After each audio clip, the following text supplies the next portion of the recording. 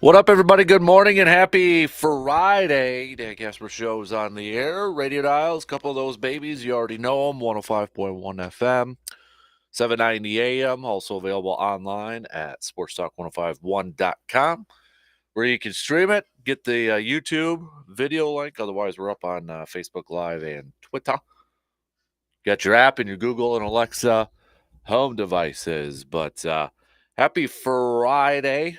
If you're just, well, I mean, you are just joining us, I should say. But in case you're just maybe waking up or getting it going here a little bit, we do have some delays again here this morning. School closings and delays brought to you by good friends at Hovland's and Service Master of Chippewa Valley. Altoona, you're going to be starting 2 hours later. Boyceville, you're starting 2 hours later. Chippewa Falls, you're going to be starting 2 hours later. Jim Falls Elementary, though, is closed due to a power outage, it looks like. Eau Claire School District, you are also going to be starting 2 hours later. Cochrane Fountain City, delayed 2 hours. Oliva Strum, delayed 2 hours. Elmwood, delayed 2 hours. Flambeau's closed. Gilmanton, you're opening 2 hours late. Glenwood City opening 2 hours late. Ladysmith closed. McDonald, you're opening 2 hours late. Mondovi, delayed 2 hours. Osseo Fairchild, delayed 2 hours. Regis, you're also delayed 2 hours. River Falls, delayed 2 hours. Spring Valley, delayed a couple hours there too. So you can get the listings at our website, sportstalk1051.com, for those latest school closings and delays. Roads were a little slick coming in this morning. Not sure what they are. It's been a couple hours since been out there, but obviously we had a little bit more snow in the wee hours overnight, and I know we got some power outages. My house has got no power. Went out at 3 o'clock this morning, so be careful as you're heading out to the roads or heading out on the roads if you have to travel here this morning. All right, what do we got on the game plan here this morning? Oh, it was a rough night for the Bucks. Oofta, getting dominated by the Memphis Grizzlies, 142 to 101. It was just kind of pure domination from the get-go, from all sides of things. The Grizzlies were dominating in the paint last night at one point.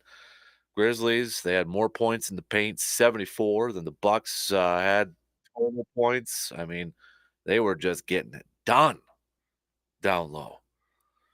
By the time the fourth quarter hit around, starters for both teams were kind of just done. Kind of done for the night. Giannis finished with 19 points, just 5 of 13 from the field. Middleton was 1 of 12 from the field, 1 of 8 from 3. He only had 3 points. Carter just 9, the only other double-digit scores for the Bucks. You had Bobby Portis with 19 off the bench. Jordan Nora with 10. Marjan Beauchamp had 12, the rookie there. DJ Green also contributing 10 points too. So rookie from Northern Iowa, but just an ugly night for the Bucks. We know Memphis is a good team, one of the best in the West and one of the best in the NBA, but 41-point loss. 41-point loss. Yikes. So, what are you going to do, right? You're going to have some of those nights. Going to have some of those nights. So, but the Bucks will be back at it at home tomorrow, going up against Utah, and then a big week coming up next week. Tip off against New Orleans on the road on Monday, on the road against Cleveland on Wednesday, on the road against Brooklyn on Friday, and then on the road against Sunday against the Boston Celtics. So, that's gonna be a tough schedule. That's gonna be a tough week leading up to Christmas for the Bucks there. So, but we'll talk about it. We'll recap it, look ahead to it, all that good stuff. But yeah, at least the Badger Hoops team got a win, although it looked a little shaky at the beginning last night. First half, Lehigh was actually up 32 to 31, and Bucks just couldn't get anything going. Lehigh was shooting the lights out, but bouncing back in the second half, Badgers putting up 47, only allowing 24 there. So they get away with a victory. And Boyd, what at least for the first half, first 20 minutes was looking like, oh boy, could we get an upset here? But Badgers avoiding that. They got a week off, get some tests done, get some finals done in that. Then they'll have Grambling State next Friday. So, but we'll talk some hoops. Speaking of college, we're going to do some bowl picks because, well, the bowl season, college football bowl season, actually begins tonight. Bahamas Bowl, got the Cure Bowl this weekend. You got Fenway Bowl, Celebration Bowl, Jackson State, Dion. Last time with Jackson State.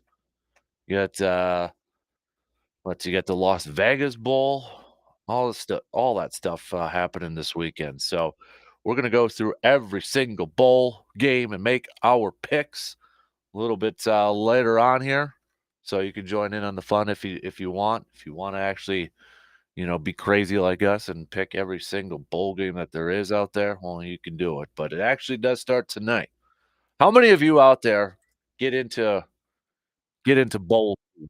Like, how many of you out there like go through and make your picks or like, this is your next few weeks where you will sit down and you will watch these bowl games. You might not have watched any of these teams perform at any point in the regular season, but you know what? When it's bowl season, you're going to be you're going to be ready to go and you're going to be sitting on the couch and that's what you're going to be doing for the next few weeks here. How many of you get amped up for college bowl season? And do you do it like NCAA tournament time? Anybody die hard like that? What do you got for me? So, we'll hit up that. We don't we could talk a little green and gold. They won't play until Monday night, but the Packers did get a little bit of help last night. 49ers picking up the win over the Seattle Seahawks. So, according to the Athletic, if you're into statistics and numbers, the Packers' playoff chances rose to 13.3%. 13.3. So baby steps, inch by inch, play by play. But won't matter unless Green Bay can take care of their business. So, but we'll kind of touch on this game. Obviously, we'll break it down a little bit more on Monday since that's when they play. But we'll kind of look at the schedule for this game for the games this upcoming weekend, and because you're gonna have to do some scoreboard watching. I mean, you're just gonna have to. Big one on Sunday night, obviously between the Giants and Washington. Those are two teams that are above Green Bay. You've got the Lions. Although, I mean, the Lions won. Lions can win out up until they face Green Bay. Then, if Green Bay gets that W, Green Bay will hold the tiebreaker there. But nonetheless, you want to maybe make things just a little bit easier there. But obviously, the big one's going to be on Sunday night with the Washington and Giants. I don't know why I just had a brain fart there, but actually got some games coming up tomorrow too. You got the Colts taking on the Vikings. You got Baltimore taking on Cleveland. You got Miami at Buffalo. They're going to get some snow over there too. So we'll see how it all kind of plays out here. But yeah, that big one's going to be Sunday night. Giants and Washington. Would have been nice a couple weeks ago if they wouldn't have ended in a tie for crying out loud. But it might be easier when you look at this with Giants and Washington. Whoever loses this one, kind of want to root for them to lose at least two more. So it kind of depends on who loses this game. Hopefully, they don't end in another tie here. And both teams have kind of difficult schedules coming down the stretch here because you look at the Giants. So they got the Commanders. Then they got the Vikings at Minnesota on Christmas Eve. Then they'll be at home against the Colts, which I don't, you'd think the Giants would be able to win that one. Then they finish up the season at Philly. But again, at that point, Philly's going to have to make a decision. If they got the one seed already wrapped up there, they will they play their starters?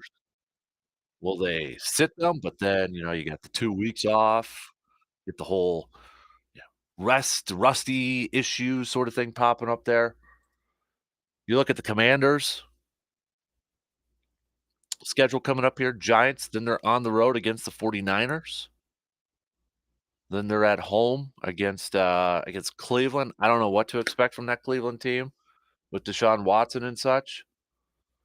And then they are at home against the Cowboys. But again, at that point, Cowboys might not have anything to play for. Philly's got the division wrapped up, and there's a good chance by the time that final game comes up here for Washington against the Cowboys, Cowboys might just have that 5 seed locked up where they don't have any chance to improve, any chance to worsen their spots. So Cowboys can enter that game just resting their players too. So there's some couple of difficult games left on the schedule for both these teams, but also at the same time, we don't know what to expect from their opponents, if you know what I mean. So no, it's kind of tough. Kind of tough to gauge here a little bit. So we'll chat about that though. We'll chat about it a little bit here. So kind of going to do a little bit of a smorgasbord of stuff this morning because we don't have a Packer game coming up this weekend. We got some Bucks games, all that sort of stuff. So let's just dive into it here. All right. Opening drive. I'm going to throw out a bunch of different stuff to kind of talk about. We'll talk some college football. We'll talk some Packers football. We'll talk some Bucks on there too. Throw everything out on the table. Packers did return to practice yesterday too. No big surprises out there. No, David Bakhtiari didn't practice again. I would just not expect him to play. Alton Jenkins did not practice yesterday, but again, could be because of the knee issue. Just it's kind of been like, practice, rest, and going back at it there too. So, but Aaron Rodgers did his media session from his locker. We'll kind of go over some of the comments that Aaron said with the game or with the upcoming game and such. Also talked a little bit about the offense. Here's a little bit of nugget that I didn't realize in the last few weeks. The Packers actually have been sixth in scoring all across the NFL. What has been the reason for that change in the last few weeks? We'll tell you what Aaron had to say. What he thinks has been the reason that the Packers have been improved. I mean, the last few weeks one of the best in all of NFL in scoring. And it was just one word answer from Aaron Charles Rodgers. So let's get at it here this morning. Pitter patter. Let's get at her. Coming up on that opening drive here. We'll talk a little football to open up things here this morning because it's been a while since we talked a little green and gold. But we'll try to chat about that, including Brock Purdy last night actually joining Aaron Rodgers in rare company. How about that? So, all right, we got a break.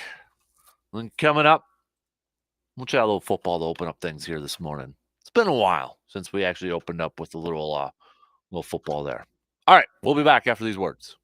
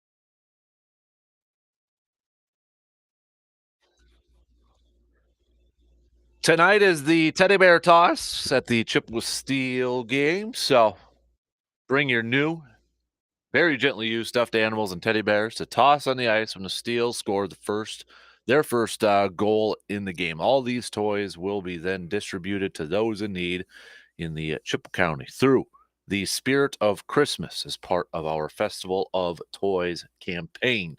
So get on down to the Chippewa Ice Arena, 7 p.m. game time tonight, taking on Kenai River. Chippewa Steel did fall last night to Kenai 5-3, so you know they're probably going to bounce back and get that W tonight. So you can get your tickets at once you show up to the door at the door for the Steel game tonight. Again, if you're just tuning in this morning, there are plenty of delays here this morning. School closings and delays. Altona's delayed 2 hours. Boyceville delayed 2 hours. Bruce is closed this morning. Chippewa Falls, you're delayed 2 hours. Except for Jim Falls Elementary, you're closed due to a power outage. Cochrane Fountain City's delayed 2 hours. Eau Claire delayed 2 hours. Leave Strum delayed 2 hours. Elmwood delayed 2 hours. Flambeau, you're closed. Gilmanton delayed 2 hours. Glenwood delayed 2 hours. Ladysmith is closed. Liberty Christian School Falls delayed 2 hours. McDonald delayed 2 hours. Mondovi delayed 2 hours. We got Osseo Fairchild delayed 2 hours. Pepin delayed 2 hours. Plum City delayed 2 hours. Regis delayed 2 hours. River Falls delayed 2 hours. Spring Valley delayed 2 hours. And Winter School District closed too. So you can check out those listings at our websites. Another day of delays and closings brought to you by Hovland's and Service Master of Chippewa Valley. All right. Speaking of the weather here, opening drive. We're going to talk a little green and gold. So it's going to be cold Monday night against the Rams. And if you remember the whole rumor in the offseason when the schedule was getting popped up there was a report out there that the Rams had requested to not play in Green Bay later in the season. They wanted an early season game because of the weather and that. Well, they got a December 19th game, and it's going to be cold. It's going to be cold. And the Rams, here's an interesting nugget. The Rams are not used to playing in the bitter cold. According to Pro Football Reference, the Rams have played in 5 games, just 5 games, with a kickoff temperature of 15 or colder, 15 degrees or colder. Their last game, you gotta go back to 1992, and it was at Lambeau Field. Lambeau Field, 1992. Last time they played in a game 15 or below. Aaron Rodgers, Matt LaFleur yesterday, we're talking about this Packer weather, this cold weather. Rodgers said, "Love when the weather turns and we get to have some Packer football weather. The cold is our friend," Matt LaFleur said. Rodgers saying, "I think anytime the weather gets cold and the field gets cold, naturally, guys don't move maybe at the same speed. I feel like on our field too, we have the advantage. We know where we're going on a wet, cold field. That's always been an advantage. Throwing the football has been an advantage for us, and the weather as well. I can't put a specific finger on it. Most of us are not from here, but we just get a little bit better used to being in the cold, I think, because we practice outside. However, numbers and records don't back up that theory as of late. If you look at during the Aaron Rodgers era, according to Pro Football Reference, the Packers are 5-5 when it's 15 degrees or colder at kickoff. 5-5. Rodgers actually playing in those games is 4-4, including a loss last year in the postseason to the San Francisco 49ers. So I know we've kind of touched on it before in the past, but I mean, is there really an advantage at Lambeau with the cold anymore? I Yeah, I don't. I guess I don't necessarily buy I'm not trying to be a Debbie Downer or anything like that, but, great. Green Bay's used to being in colder weather, but, I mean, you look at San Francisco last year, weather, snowing, a little bit colder, West Coast team coming in, they got the W, and, they capitalized on stupid mistakes by Green Bay. We all know what that punt, right? Block punt, that sort of thing. Green Bay couldn't get scoring good. It looked like they were gonna jump out to a 14-0 lead, then you had the Mercedes Lewis fumble, kinda changed the momentum of that game. But do you necessarily buy that the colder it is, that's Packer weather and it gives them a big advantage anymore? I think there could be an advantage. I just maybe don't know if Green Bay uses it to their full advantage sometimes because, I'm thinking in this game, ground and pound, man, AJ Dillon.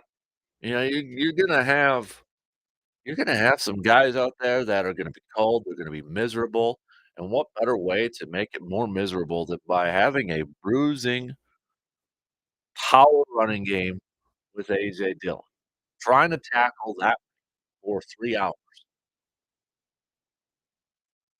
You'd think, right? You'd think, but are they gonna do that? Do you have the confidence that they can go out there and just stick with that plan? I just ugh. For whatever reason, you have this nostalgia about cold and Lambeau Field, the frozen tundra, and this, that, and the other thing, and how much of an advantage it is, and I don't know how much of an advantage it is anymore. I think it's a mind thing. It's a mindset.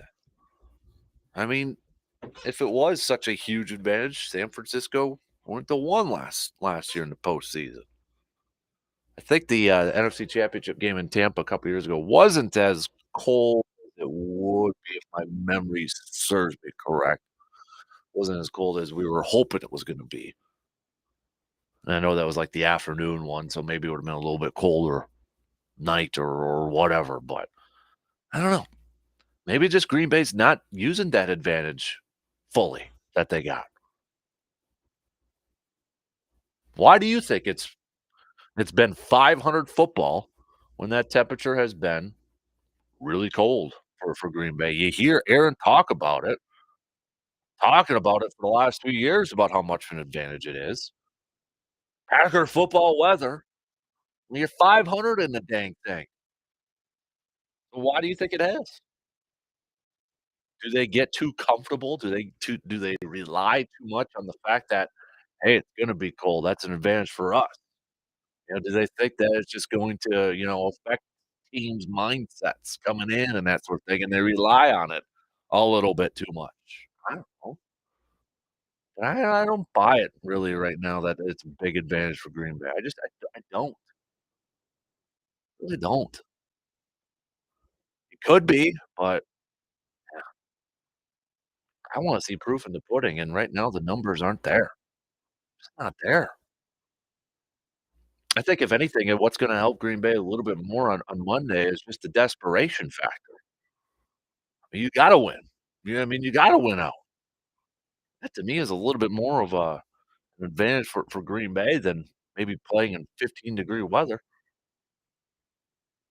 That desperate the fact that, "Hey, we gotta win out to put ourselves in a position to maybe get a postseason spot," that to me is a little bit more important, or maybe a little bit not important, but maybe a little bit more of a motivating factor, or maybe a little bit more of an advantage for Green Bay. They got the help. I mean, Aaron was talking about the last couple days, "Hey, we need a team that we normally don't root for to help us out." He was referring to the 49ers.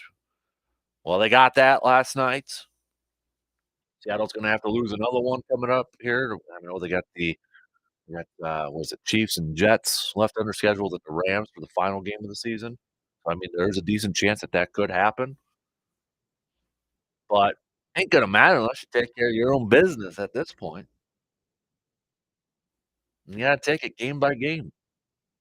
So I almost feel like the desperation factor of, like, hey, we got to win out for us to give us a chance is a little bit more of a motivating thing or a little bit more of an advantage for Green Bay than the weather at this point. I don't know. Maybe it's just me. But do you buy the cold weather as being a big home field advantage anymore for Green Bay right now? Do you buy that? I don't think so. I'm kind of soured on that one. I think it could be. It's just how do you use it? How do you use it as an advantage? Are you going to stick with that? You'd think with like we said, running the football. You got Aaron Jones. You got AJ Dillon, a bruising running back in AJ Dillon. You'll be curious too. I'll be curious to see how the rookie wideouts, Watson. I know Watson played a little bit in North Dakota, and I know it's Delvin that, but I know a couple times he played outside. But I think the one thing too that I'll be curious is to see these younger guys how they kind of react to the cold because Dobbs and such playing out there, getting the ball thrown from Aaron Rodgers. Yeah, gonna be a little chilly. It might sting a little bit here, but you gotta secure that football. You gotta make those plays. So I think maybe for me, it's like, how are those youngsters who maybe don't have a ton of experience playing in the elements, the cold elements out there, how they handle that? How do they, does it let them creep in their mind a little bit? I think playing in the cold is more of a mindset than anything.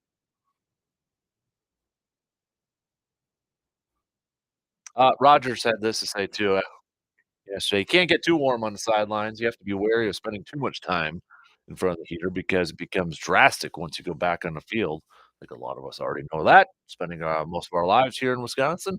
The other part is the linemen have an innate toughness to them. They don't wear sleeves. I've always enjoyed going out there right away with those guys. The skill guys, let them stay on the sidelines and coats and by the heaters. But whether it's a TV timeout or not, once the ball changes hands, I like to run out there with the guys and just take in the cold. And by the time that 3 minutes of commercial break goes by, I'm a little bit more accustomed to it. All right, we'll see. As we mentioned a little bit earlier, Bakhtiari Lafleur did say long shot for him to play in this game. So fully expect the rookie Zach Tom to get another start over there at left tackle. Yesterday's practice report. David Bakhtiari didn't practice. Elton Jenkins did not practice. He did practice on Wednesday. Rams are definitely a little bit more banged up into this thing. Aaron Donald did not practice again. Matt LaFleur said that they are preparing for him to play, but that might be a tough task or a tough ask for the Rams to throw out their dominating defensive linemen out there. Didn't practice again, so we'll see. But you got Baker Mayfield with a week plus now into that system. See if he can relive his magic from last week. We'll see. But um, other than that, well, it sure looks like we're going to get Romeo Dobbs and Christian Watson on the field again. And that's, I know we kind of touched on it a little bit here and there, but that is definitely one thing that I'll be kind of watching and paying attention to in these last few weeks here. I want to see those two logging some snaps together, getting more experience because man, it sure seems like that those 2, if they can continue to play to their potential, continue to play at that high level that we have seen in streaks this year and just become more consistent at it, man, they look like they're gonna be a fun duo to watch. Uh, Going back to a little bit earlier before we went to break, so we mentioned the Packers have been, in the last few weeks, jumped up just in the last few weeks, the 6th highest scoring offense in the NFL. How and why? How has that happened? Aaron Rodgers was asked about that yesterday, and he, pretty much had one-word answer, Christian. Bill Huber asked the question, "You're 6th in scoring in the last 4 weeks. Where's the progress been? It's gotta be more than just Christian, so what have you seen?" Aaron's response, "Christian. Christian Watson. And, everybody's gonna play the what if game. If Christian Watson, what if he would have caught that pass in week 1? Would things have been different? What if he stayed healthy and was able to, log some snaps earlier in the season? Where would their record be? Where would this offense be at this point? What if? Well, I mean, you can play the what if game. We can play the what if game. But I mean, you can kind of wonder there too. It's like, man, what if? What if it just started maybe a couple weeks earlier? What if it started, in that Detroit game or Buffalo game? He stays healthy and he starts making plays. The Dallas game started it all.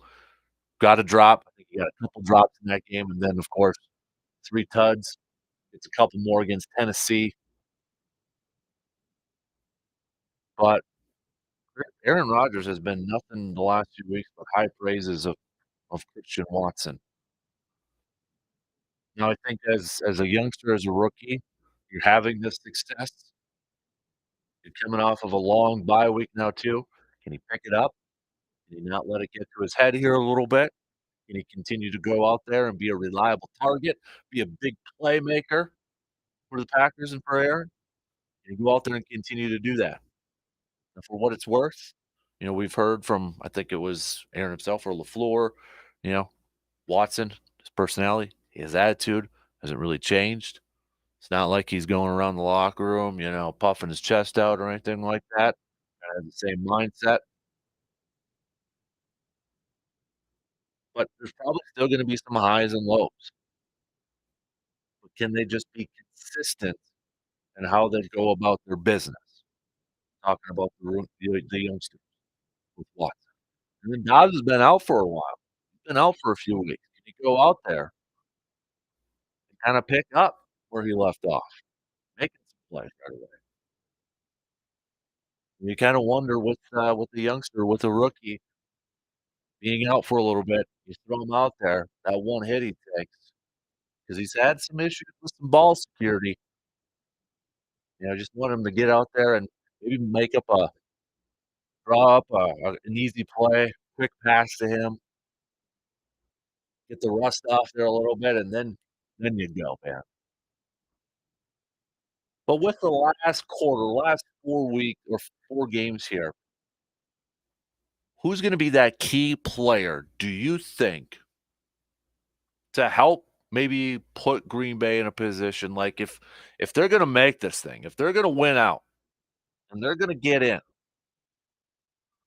who's that key player, in your opinion, to help propel them to get to the postseason? Who's it gotta be? Everybody's on the table for this one. Is it Aaron? Is it Christian Watson? Is it Aaron Jones? Is it somebody in the defense? If you had to pick one player, one key player, who's it gotta be? Maybe you're thinking, "You know what? Gotta be Jair." You're looking at the Rams and no Cooper Kupp, but maybe you're looking at the rest of the schedule and it's like, "Alright, look at those wideouts from Miami," Tyreek Hill and Waddle and such. And then Minnesota, rematch, Jefferson, Detroit, St. Brown over there. Maybe you think it's gotta be Jair. He has got to step up and be lockdown corner, put him on the best wideout for these last few weeks, and he has just gotta shut it down and take away half the field. So if you wanna make the case for Jair, I don't think there's a right or wrong answer in this thing. You wanna say it's Aaron Rodgers because, well, he's the quarterback and he's getting paid boatloads of cash, and he's gotta put the team on his back, defending back-to-back MVP, four-time MVP. He's the one that's gotta lead this thing. You ain't wrong either.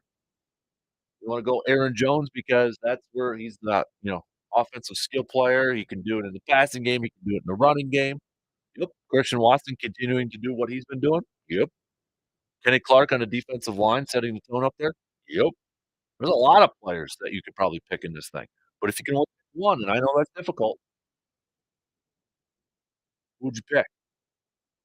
Hit me up with some texts on that Shoe Doctors bullpen line, 715-830-1912, or on Twitter at DANKASPER, Facebook.com/. Kasper Sports. All right, let me know. We're gonna take a quick break. We'll get to some Bucks chat. Bucks, oof, dominated by the Grizzlies last night. Oof, not good. John Morant led all scorers. Weird, right? 25 points last night in just 26 minutes of action. He was just 9 of 21 from the field, just 2 of 8 from 3, but Memphis was getting it done in the paint, getting it done down low. We know the Bucks, maybe changed up their defensive philosophy a little bit this year, defending the perimeter. They were always, under the Mike Budenholzer era, really good at down low in defense, interior defense. Last night, they weren't. Ooh, it was ugly. So, we'll finish up the first hour. We'll look at some of your thoughts and comments, talk a little hoops as well. All right, we'll be back after these words.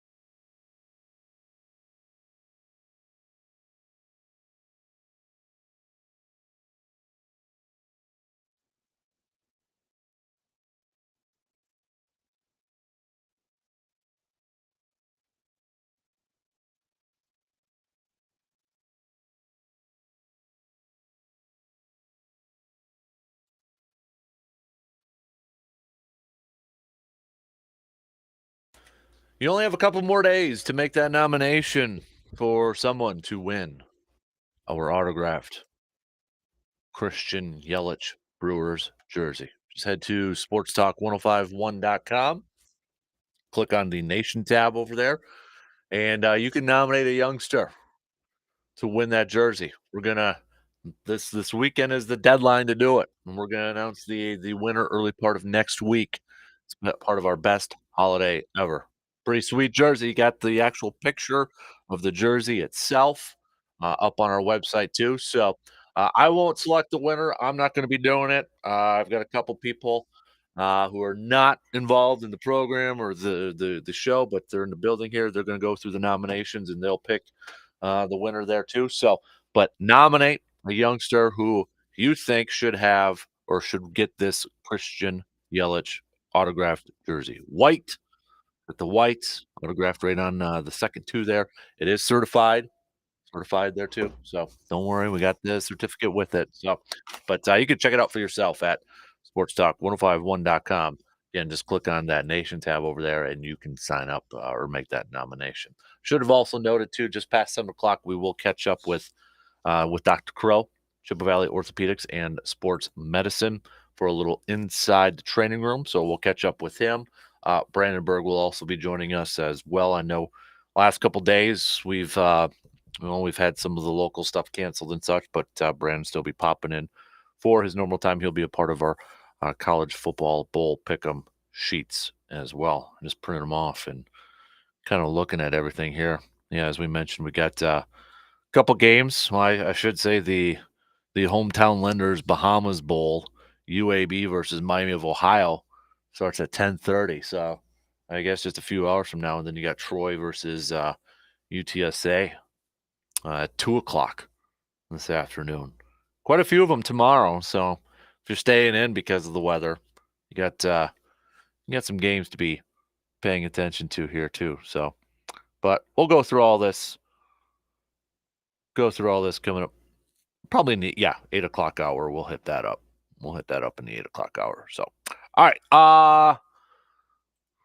We'll get back to some more football talk a little bit later on here. Bucks last night getting absolutely dominated by the Memphis Grizzlies. Just not a good night overall. They got dominated in every single facet of the game. It was ugly. It was, whew, yeah. Not much you can say about a game like that other than they got their butts whooped, right? By the time the fourth quarter hit around, it was like, all right, let's just get a bunch of bench guys in and get them some minutes. 142 to 101. Yeah. Just, a lot of it down in the paint. There was at one point where the Grizzlies had over 70 points, and there was over 70 points in the paint alone, and that was more than what the Bucks had scored total. Grizzlies opened up the fourth quarter with a 50-point lead. The NBA's largest. That was the largest advantage this season. Milwaukee was held to just 38 points overall in the paint, and Memphis had a total of 86. 86 to 38. Mike Budenholzer after the game said, we were just beaten soundly in every way, shape, and form, and we have to own that. Well, no duh. Giannis saying they were just playing well, knocking down shots. They were running. Their pace was really fast. They were just playing really good basketball. Now you kind of wonder, okay, would Drew Holiday have made the difference in that game? I maybe it's a little bit closer, but they were just dominating down low. You had Middleton who was struggling, 1 of 12 in the game, 1 of 8 from 3. So I don't know how much of a difference he would have been able to make in this one, but well, yeah, they give credit to Memphis in this one. They were just on another freaking level. Just another freaking level. I mean, they shot almost 55% from the field overall. 56 for 102, 54.9%. They out-rebounded the Bucks 56-39. And that's with the Grizzlies with just one player in double-digit rebounding. It was Ja Morant. Morant with a triple-double last night, 25 points, 10 assists, 10 rebounds. He was the only Grizzlies player with double-digit rebounds, and they finished with 56. They're just crashing the boards. 14 offensive rebounds, too. Second chance points. And we talk about, Brook being such a presence and off to a great start defensively, especially with the blocks and such. Well, wasn't there last night. Wasn't there.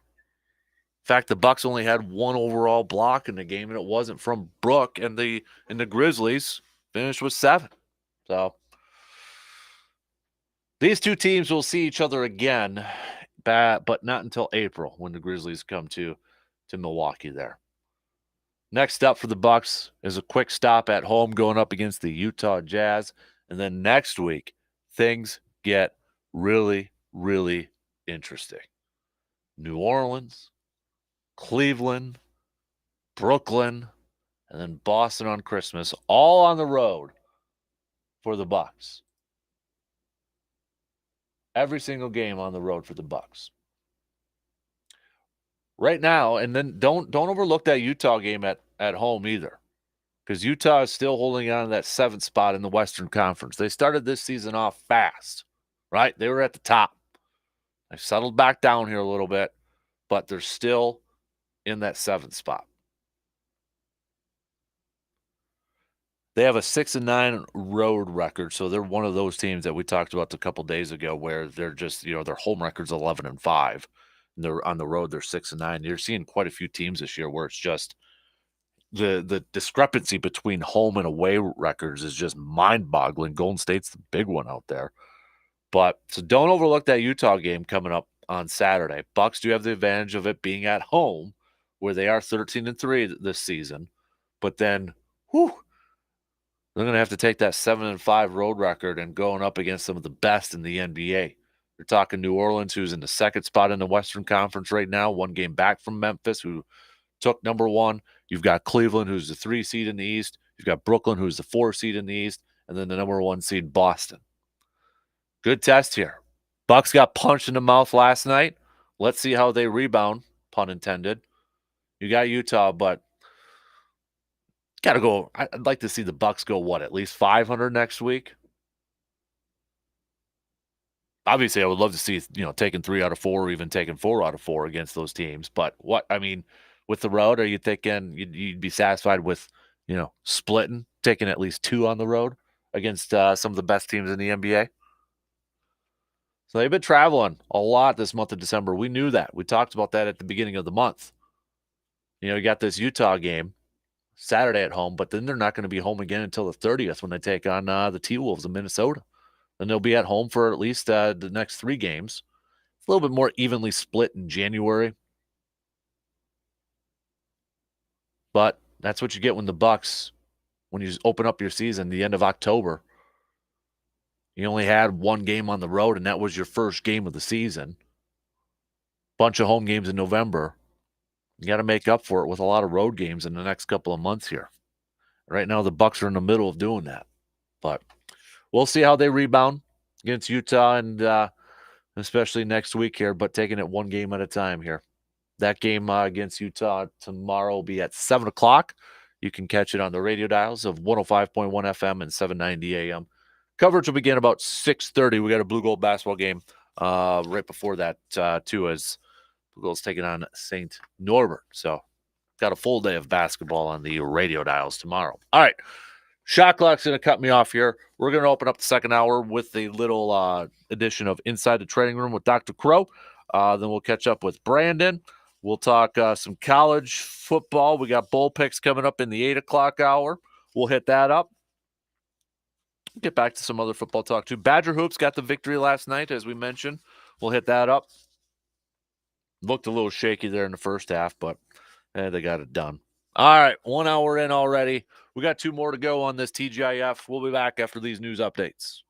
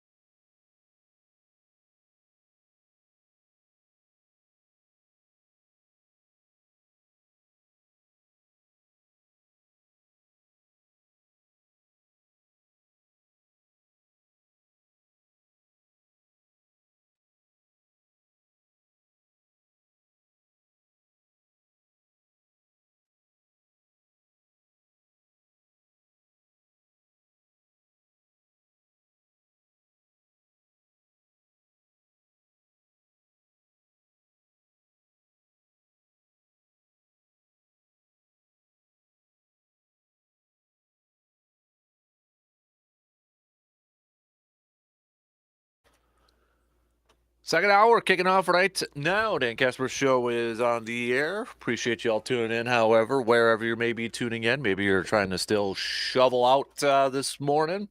For all the latest school closings and delays, you can head up our website, sportstalk1051.com, brought to you by Hublands and Service Master of Chippewa Valley.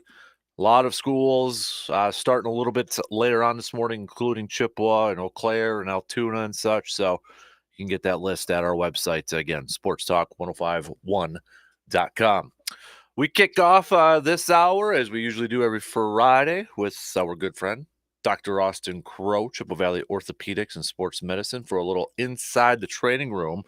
Austin, we're going to lead off things with an injury we usually talk a lot about is ACLs, and another NFL player, a big-time NFL player, Kyler Murray, tearing his ACL. My question to you is, Cliff Kingsbury mentioned that he won't be getting the procedure until after Christmas. Why would they wait for a couple weeks or a little over a week to have that procedure done? There's a couple different reasons that you delay. One of the biggest ones is going to be you want to get the level of pain and swelling down. So generally when we examine a knee after an injury like this, of course, there's going to be some level of pain and swelling in the knee. But if it's really profound, that can create an issue as far as range of motion after surgery. So a lot of times we'll give a cool down period. Now, some knees respond better. I mean, after ACLs, they just don't have quite the level of swelling and bony edema. But, his is one of those injuries, when you watch it happen, I think we've talked about in the past, those non-contact injuries where you see an athlete just kind of crumple. Often those are ACLs, and obviously it's turned out to be. So my assumption is that he's got some pretty nasty bone bruises with a lot of fluid on the knee, and they just want to let it, quote unquote, calm down before they do the reconstruction. So it would be kind of different for every player, different for every person, and like timeline, they would have that procedure done? Yeah, it can be. So, I mean, that's one of the big things we do when we examine the knee. I mean, it's not uncommon for an athlete already to have an MRI by the time they see us. Not always, but sometimes. So then you're saying, okay, when is this patient going to be ready for surgery? And really the big thing you're assessing is how's their range of motion, how's their level of swelling, and how's the kind of the activation of the muscle, specifically the quadriceps, so kind of a big thigh muscle. You really assess those things, and that's what you kind of use to triage how quickly they can go back. Interesting. I know there was some talking points a few weeks ago, like, in the NFL, I think they're talking about Tom Brady and such, is a disservice now not to have mobile quarterbacks, but then you see, mobile quarterbacks like Kyler Murray, who, really utilize their feet and their legs, but I would have to imagine that's a higher risk, though, too, with ACL injuries when you have those running and mobile quarterbacks out there. Yeah, I mean, a number of injuries, right? I mean, so there's always going to be the non-contact things, which, I mean, I still kind of consider to be a fluke type injury. I mean, how many times do you think he's done those little kind of juke steps? I mean, thousands of times in his career, and this time it just did it in the end. I think it's also when they're getting hit by 230-pound linebackers running full speed. I mean, that also can put some damage, but they're shifty. I mean, obviously Kyler Murray's a little smaller than some of the other big mobile quarterbacks, so Jalen Hurts and Lamar Jackson, maybe not as big as him, but they're all slightly different how they do that, how they use their legs. But there's no question that you just look at the athletes and these quarterbacks, that they are phenomenal athletes, but these injuries happen and it changes their game and it takes away a facet of it sometimes, and it can alter how they are able to perform. So you get worried if you have a quarterback that relies on the legs because of that reason, but when they're able to do it, those dual threat quarterbacks are just unbelievable. What they're able to do, it's amazing. Last night in the Seattle game, Tyler Lockett, it was reported that he suffered a broken finger. It could be done for the season. I just saw Ian Rappaport post that he suffered a spiral crack in his first metacarpal. What's a spiral crack? Yep. So when the bone breaks, there's a number of different ways it can crack or break, if you will. So one of the common ones is a spiral, and that usually means rotation. So he likely got the finger itself hit, the finger rotates, and the ligaments hold on. So as that knuckle or the MCP joint rotates, the stress goes through the bone, and that rotation's transferred to the bone, and then pop, there it goes.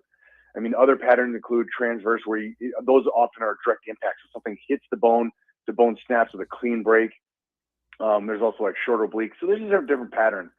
Spirals tend to be these long, real, like the name implies, a spiral, this long spiral in the bone. So usually we'll fix those with a couple little screws that pull it together and then it'll plate across it. So if he has that done, he might be able to get back after a handful of weeks. But it depends. Interestingly, if you think about the hand, there's a big difference between each different finger, mainly because the bone's adjacent to it. So the index finger has a bone bordering on next to it, the middle, but on the other side, the thumb is a big gap. If you break the middle or the ring finger, those have bones next to it on each side. So those are a little more intrinsically stable. So often we're able to get athletes back sooner because think of it, it's like that as a brace next to it. The pinky and the ring don't, and so those you have to let them heal a little bit more before you get them back. So it actually matters which bone you break as well. This might be a stupid question, but is there, I know there's like the complete fractures or whatever, the ones that kind of pierce the skin in that, but is there different degrees Mm-hmm. of like these breaks, like the spiral fracture? I know you mentioned another one. Is there different degrees in like which ones are that might sound stupid, but like which ones are worse or not? Um, Sometimes with healing patterns, it can be to a certain degree, but generally, what we look at is the first thing is whether it's opened or closed, and that's what you alluded to. So a quote compound fracture, we use the term open. That means bone came through skin. That's the first designation, open or closed. The next designation really is going to be whether it's displaced or not. So some people they'll ask us, is it broken or is it fractured or is it cracked? It's like we don't really use those terms. Basically, if there's a fracture, meaning the bone is broke, that's it. It's whether or not it moves. So non-displaced fracture, some people call those cracks. The bone sometimes the periosteal lining, meaning kind of the lining around the bone, is intact and that provides some extra stability. But non-displaced fractures, often we're able to leave those be and support them, and they don't have to have surgery. Once the bone moves or displaces, then we start looking at it. And then there's a lot of different factors that come into it. So if you break a bone, let's say, Tyler Lockett, a metacarpal, that's going to be in the middle of the bone usually. And then there's breaks in joints. So let's say a tibial plateau fracture. That's where you break in the joint. You can't have any displacement on a joint because the joint needs to be, pristine and flat. Whereas in the metacarpal, you can allow a little bit of displacement and say, hey, that might be okay. Whereas joints need to be very perfectly aligned. So there's not only the type of fracture, the location of the fracture, the displacement, whether it came to the bone. So yeah, there are a lot of variables that come into it. But when you talk about spiral versus oblique versus transverse, that doesn't really matter a ton, other than how we actually fix it. He's Dr. Crow, Chippewa Valley Orthopedics and Sports Medicine, joining us for Inside the Training Room. Now, I don't know if you saw this commercial. I was talking about it the other day, but Alex Smith is doing some commercials for like some shoes or like some sandals, and he's wearing shorts, Austin, and his leg. I mean, that leg Yeah. looks. I got a picture of it up right now, and I don't even know how to describe it to you, other than like there's like no calf muscle. I mean, it just looks like a straight, like somebody would draw a picture like we were in elementary school with no definition on our leg. I think you know what I'm getting at here a little bit. Yeah. But, Yep. and Yep. there's a lot of like, divots, it looks like. And I mean, I don't know if you've seen this, but it looks bad. Is there any concern? I mean, it's red, like circulation or anything like that. Could Mm-hmm. he have anything in the future that would still affect his leg there at any point?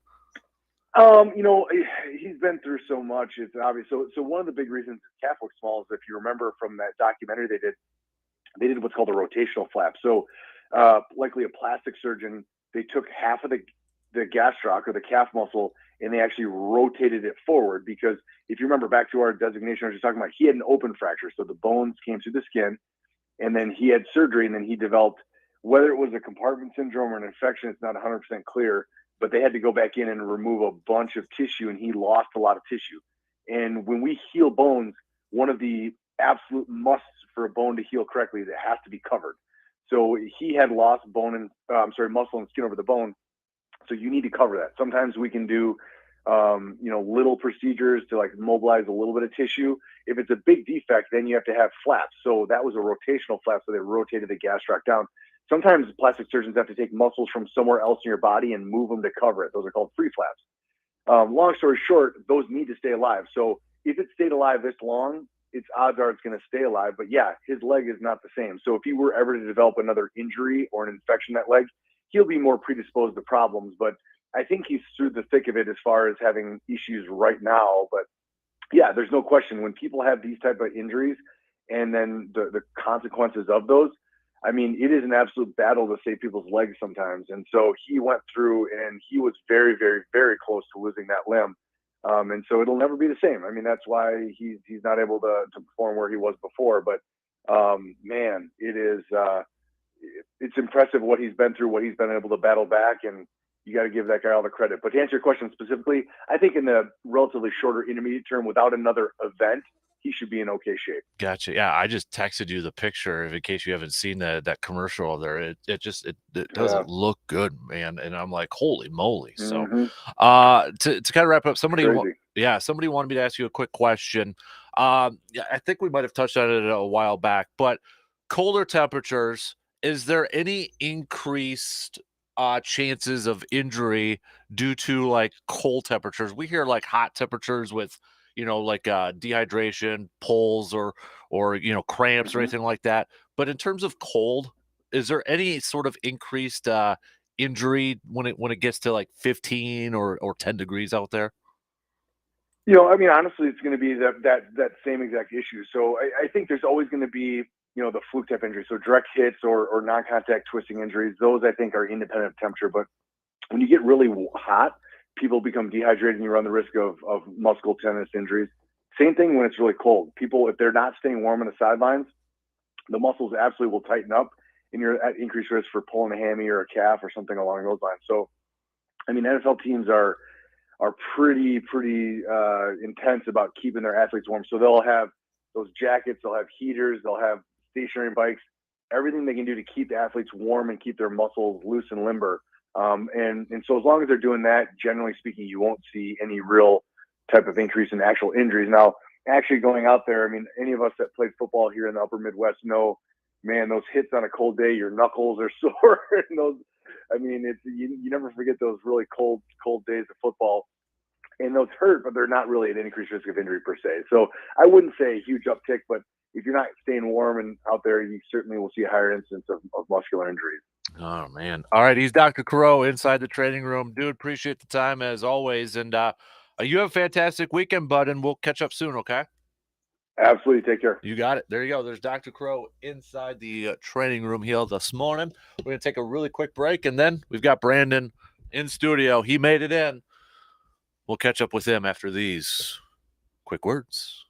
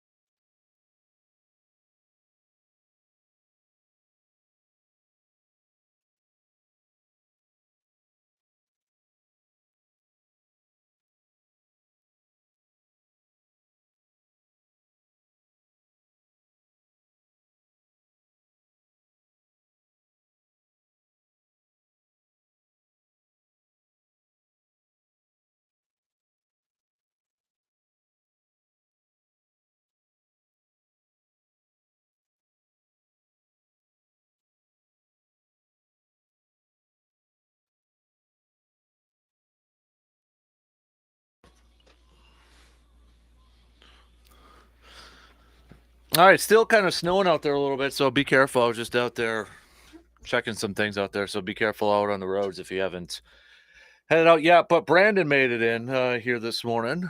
Good to see you, bud. How you Hello. doing? Got maybe a couple nights off with the cancellations of some of the local games out there. Yeah, that's the thing about winter is you're never far away from a possible impromptu light night. Yeah. So as of now, stuff is still on for tonight. If Yep, there's anything, it's you mentioned before there's some schools that are starting a little later, Chippewa being one of them, but they're I think everyone's kind of pointing towards getting back in action tonight. So right. So I know we haven't had a lot of things in the last couple of days here, but kind of before the weather hit up, and I guess one thing too is the Chippewa Steel because it's our teddy bear toss night. it is. It's a big night tonight. They played. Yeah. They were actually they were in action last night. They lost 5-3 to Kenai, Yep. but they're back in action tonight, and yeah, you can get a big battle for their division. It right is. now. I mean that. There's a lot of big battles in that division right now because everyone's so close. Yeah. But yeah, and you mentioned that they're tonight they're back in action with the teddy bear toss. So hopefully a big crowd comes out for that. Exactly. So get on out there, and history has shown that they score fairly early when we have the teddy bear toss night. So are you going to be there? We're gonna try. Yep. I know Murph, and I know a couple of our other guys are going to be there too. So okay, well that's good because I want to I need to find or see video of who has the biggest teddy bear. I want to see someone throwing like a teddy bear the size of a small college student out there. I have seen that before. I know I've seen that. I want to see that. Like yeah, I've seen the kind of teddy bear you need like two people to get over the glass. Yep. Like that's what I want to see. The one end and the 1, 2, 3, and they got it over. The old heave-ho. So yep. Going back a few nights though, speaking of hockey, you were was it the Chi-Hi Menominee? I was Tuesday night. Chippewa Ice Arena for Chippewa Falls, Menominee, and Eau Claire area. Yes. How did that one go? Girls hockey. Eau Claire area won 2-1. A very competitive, good matchup. The girls hockey season, it's still relatively early on. I think that was Eau Claire area's first conference game of the year, but that's one getting going. And I think one of the biggest things that stuck out to me was just a good performance defensively and in goal for Eau Claire area. I mean, Chippewa Falls, Menominee outshot them, but they did a good job of if you can and any hockey game at any level, if you only allow one goal, you're in pretty good shape. Right.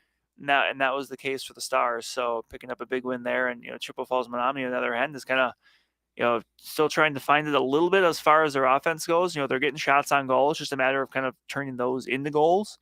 But the thing about the winter sports season in any sport is it's a long year, so they're kind of hoping that they're going to start to figure it out here and be able to knock those home. The boys team though is highly ranked right now, aren't they? Yes, the Chi-Hi boys hockey team is ranked second to Green Bay Notre Dame in Division I. I believe I don't have the rankings in front of me, but there's a few Big Rivers teams in there. Hudson's up there, two-time defending state champions. Eau Claire Memorial is going to be up there. They knocked off Hudson here last week, so Chippewa's only loss so far is an overtime loss at Hudson. So, I don't think I'm going to be, saying anything. I don't think I'm going to be saying anything too crazy when I say it's probably going to come down to Hudson, Eau Claire Memorial, and Chippewa. But with Eau Claire North, I'm sure probably in the mix there as well. So, and that was initially my plan last night was I was going to be at Hobbs for Chi playing Eau Claire North, but that game got moved to, I believe, next Tuesday. So okay. Now we're starting to see some of those reschedules, how that works out. So that's not a surprise. I mean, the Chi-Hi one, it's a little interesting because they had such a big senior class last year. So you kind of I think coming into the year I wasn't necessarily sure what to expect, but they have a lot of talent, especially younger talent. Like they've only got 3 seniors on the team this year, and those are important seniors that play, but they're getting contributions from some freshmen and sophomores and juniors, which obviously bodes well present and future. And for that team, I think another thing that really has stuck out to me is the goaltending. The last 6, 7, 8 years, Chi has been very fortunate because they've had 2 really good goaltenders that have played a lot with Bridger Fixmer and then prior to that, Jane Hoople. And, guys, I think both were at least 3-year starters as goaltenders. And so you're never quite sure when you turn it over to a new goaltender. But Derek Strong, who's the new goaltender, has really been up to the task. I mean, he's done a really good job, and credit to the defense too because they've kept shots off him. Chip was outshot pretty much every team they faced so far. But Mm-hmm. he's done a good job of keeping pucks out of the net, which is obviously the goal. When it's your first year doing it, that can be a big jump going from JV up into the big rivers. But Mm-hmm. they've been up to the task. Yeah.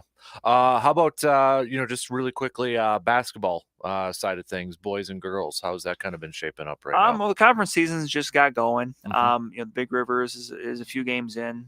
Tonight I'll be up at Chihai. Chihai plays Hudson. Those are two teams that are unbeaten early on in conference play.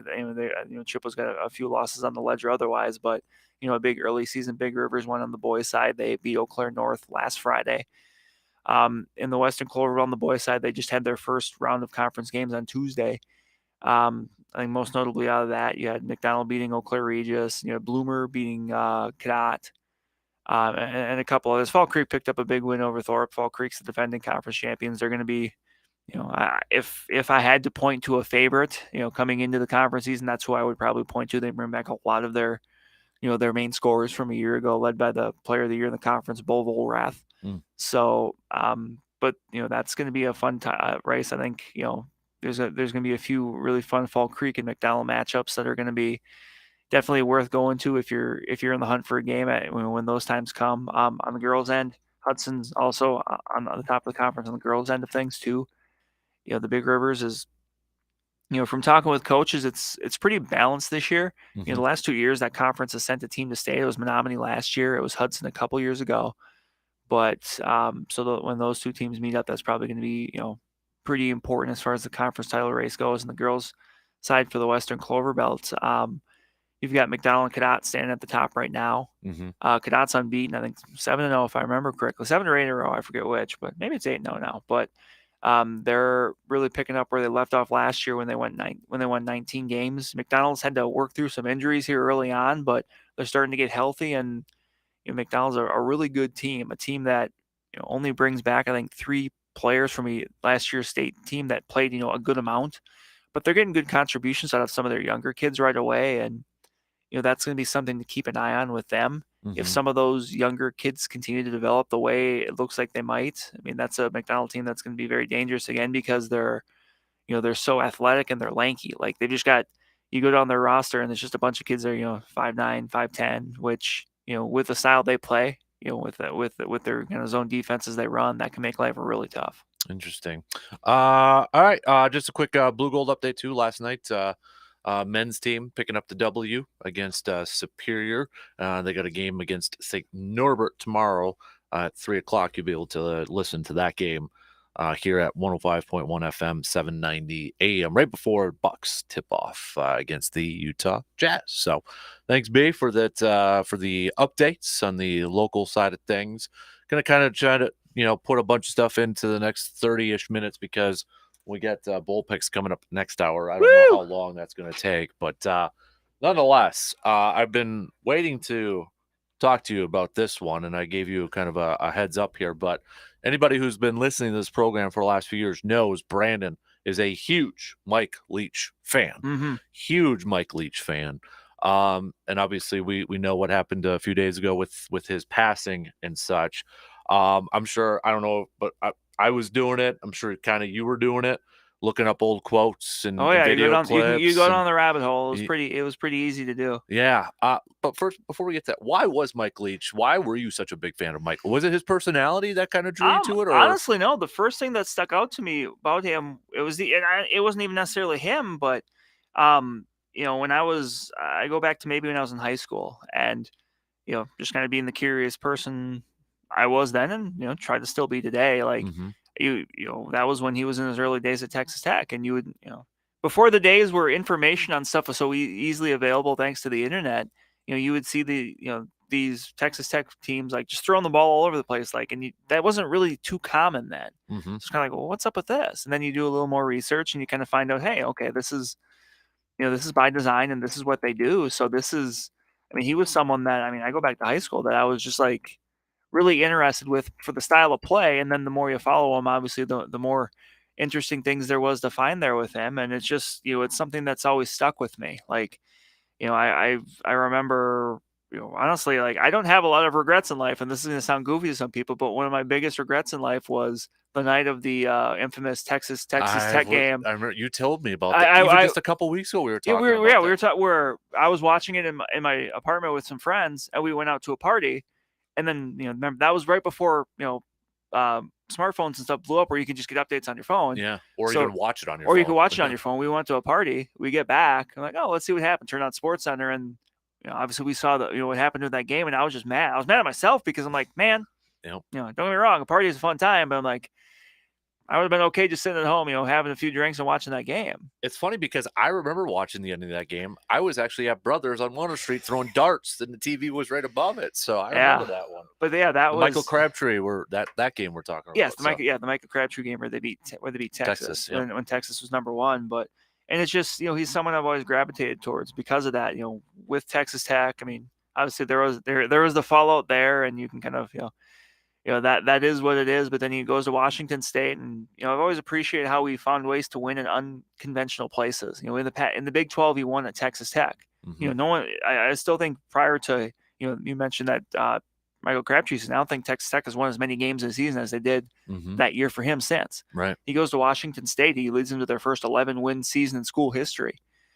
And then he ends up taking the job at Mississippi State, and it really seemed like they were kind of on the upswing. They're 8-4 this year, playing in a New Year's Day bowl. Mm-hmm.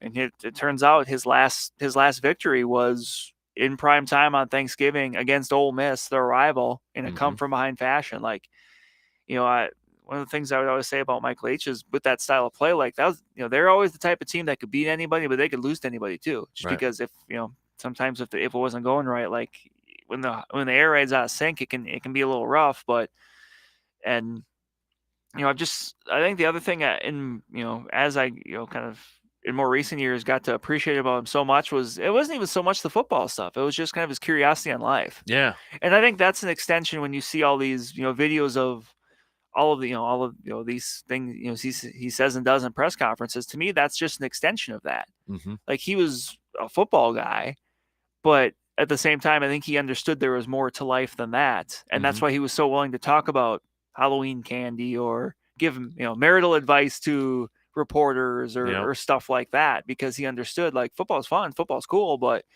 there's so much other stuff that's going on too. Mm-hmm. Yeah. So I asked you to do a little homework here. I did. Your top 5, whether it's quotes or interviews, I mean, because sometimes when we say quote, it's tough. It's like one word quote or one sentence quote or something like that. So your top 5, sound bits, if we will, of Mike Leach. I played some of mine, so I want to see if yours kind of match up with mine. I've got 5, but I've also got 3 honorable mentions. Perfect. I like it. So because I started adding them up, and I'm just like, okay, and then but man, I want to. This is worth acknowledging. So. Right. So start with your honorable mentions. This is going to make the podcast too. So gotcha. Well, I've got 3 of them, and the first one came, and I forget the year, but it was either 2017 or 2018 after they beat USC. It was like a Friday night game where USC was highly ranked, and they played them in Pullman, and they beat them. And when he was with Washington State. Yeah, I think it was the Gardner Minshew year, but it was a big deal. And he's getting interviewed on SportsCenter after the game, and the coach and the anchor's like, "Well, what's it like in Pullman right now?" He goes, "Well, it's a lot like Woodstock, except everybody's got their clothes on." Yep, I remember that quote too. By the way, Gardner Minshew, was there not a perfect quarterback for a coach? And because I think we've even talked about, like, can Mike Leach go to the NFL and Gardner Minshew be his head or his quarterback? Yes. Yeah. And the fun thing about that too was when Gardner Minshew transferred, I think it was East Carolina. Like, he had interest from Alabama. And Mike Leach has pitched to him as well. If you want to win a national title, go to Alabama. If you want to lead the country in passing, come here. There you go. Yeah, I like that. Another one, which actually it kind of just echoes a feeling I have in general about stuff when it comes to football. He says, if you get in a fight, don't take your helmet off. We're looking for smart football players, not dumb ones. Love it. That's awesome. Basically, I've never understood when people want to get, if you're a football player and you're getting in a fight, why do you take your helmet off? Right. Was it like a couple months ago, there was a Cowboys offensive lineman, like there was like a scruff, like getting ready, and you see him put his helmet on. Smart. It's like, and he buckles it up right there. So, yeah. Gotcha. And the other honorable mention, I think this was after a game, but he says we were like one of the most constipated offenses on earth, which I think you can pretty well, that's kind of self-explanatory. Yeah. What game was it? Was it this year when he was folding up the chairs, or was Yes, that that was like within the last month. Was it? Okay. Yeah, like the receivers were they weren't playing well or whatever. So like you had the little chairs on the sideline they were sitting on. He just was folding them up, and throwing them off. Like. All right, so number 5. Number 5, and this is actually with one of his interviews he did as far as referring wedding advice. Okay. He says, I told all my kids, I'll give you $10,000 extra if you elope. So far, they haven't done it, but I would. Number 4. Number 4, and this one almost went a little bit higher, but every once in a while, a pirate can beat a soldier. That's like a deep one right there. It is. That's very deep. All right, number 3. By the way, what is the background of why he was nicknamed Pirate? He was just so interested. He was really interested in pirates. Because he had the singing or the dancing statue. The skeleton pirate like in his office. And he's just always interested with pirates and kind of. I know he had a Bigfoot one in his Washington State office because I saw that too. So yes. All right, so 3. This is Mike Leach on candy corn. Oh, yes. And part of the reason I love this quote is because I agree with it so much. Mm-hmm. He goes, no, I have no interest. Yep. It's one of those items that there's basically a reason they serve it only once a year because it's not very good to begin with. I love the quote. We played that one, the one it was like after the game, the candy corn. He talks about the nerds and gummies. Yes. And one word I found him saying in a lot of stuff is outstanding. Outstanding. It's outstanding. Go ahead, 2. Number 2 was actually Leach when he was on an episode of Friday Night Lights. Oh, yes, at the gas pump? At the gas pump, Yep. yes. He says, you've got to find your inner pirate. A lot of times things just happen for a reason. We don't know why God wants it that way, but you can't make the best out of it unless you get back your inner pirate. You might be the luckiest man alive and not even know it. Yep. That's I remember that episode. Number 1, can I take a guess maybe? Sure. Is it when he was comparing the mascots? No. Okay. That's great. That was just great for comparison's sake. That didn't make it, but that was entertaining. But I don't know if there was a certain thing out there. But this one, the second I saw it, which I actually didn't see it until after he passed, and then once I heard him say it, I'm like, okay, that's it. Yeah. It was at one point. I think it was in Washington State. ESPN was doing a piece on him, and he's talking with Jeremy Schaap, and it fits very well right now because Jeremy Schaap asked him, well, what would they, when they write the obituary for Mike Leach, what will they say? He says, well, that's their problem. They're the ones writing the obituary. What do I care? I'm dead. Jeez. Right. And that one, when I heard that honestly made me feel a little bit better. Yeah. Because I'm just like, okay, he gets it. Yeah. Like, I don't care what people say about me when I'm dead. I'm dead. Yep. Man, it's still kind of, I don't know. It's still kind of weird. It is. Yeah. And it's, for me, like, you look at his resume as a coach, and I would say it was good with a few great seasons there, but was never going to be a national title contender. But I think, to me, his legacy is not going to necessarily be wins and losses. It's going to be he was the person that brought that style of offense to the mainstream in college football. He didn't invent the air raid. He learned it under what's his name? I can't think of the name. Hal Mumme.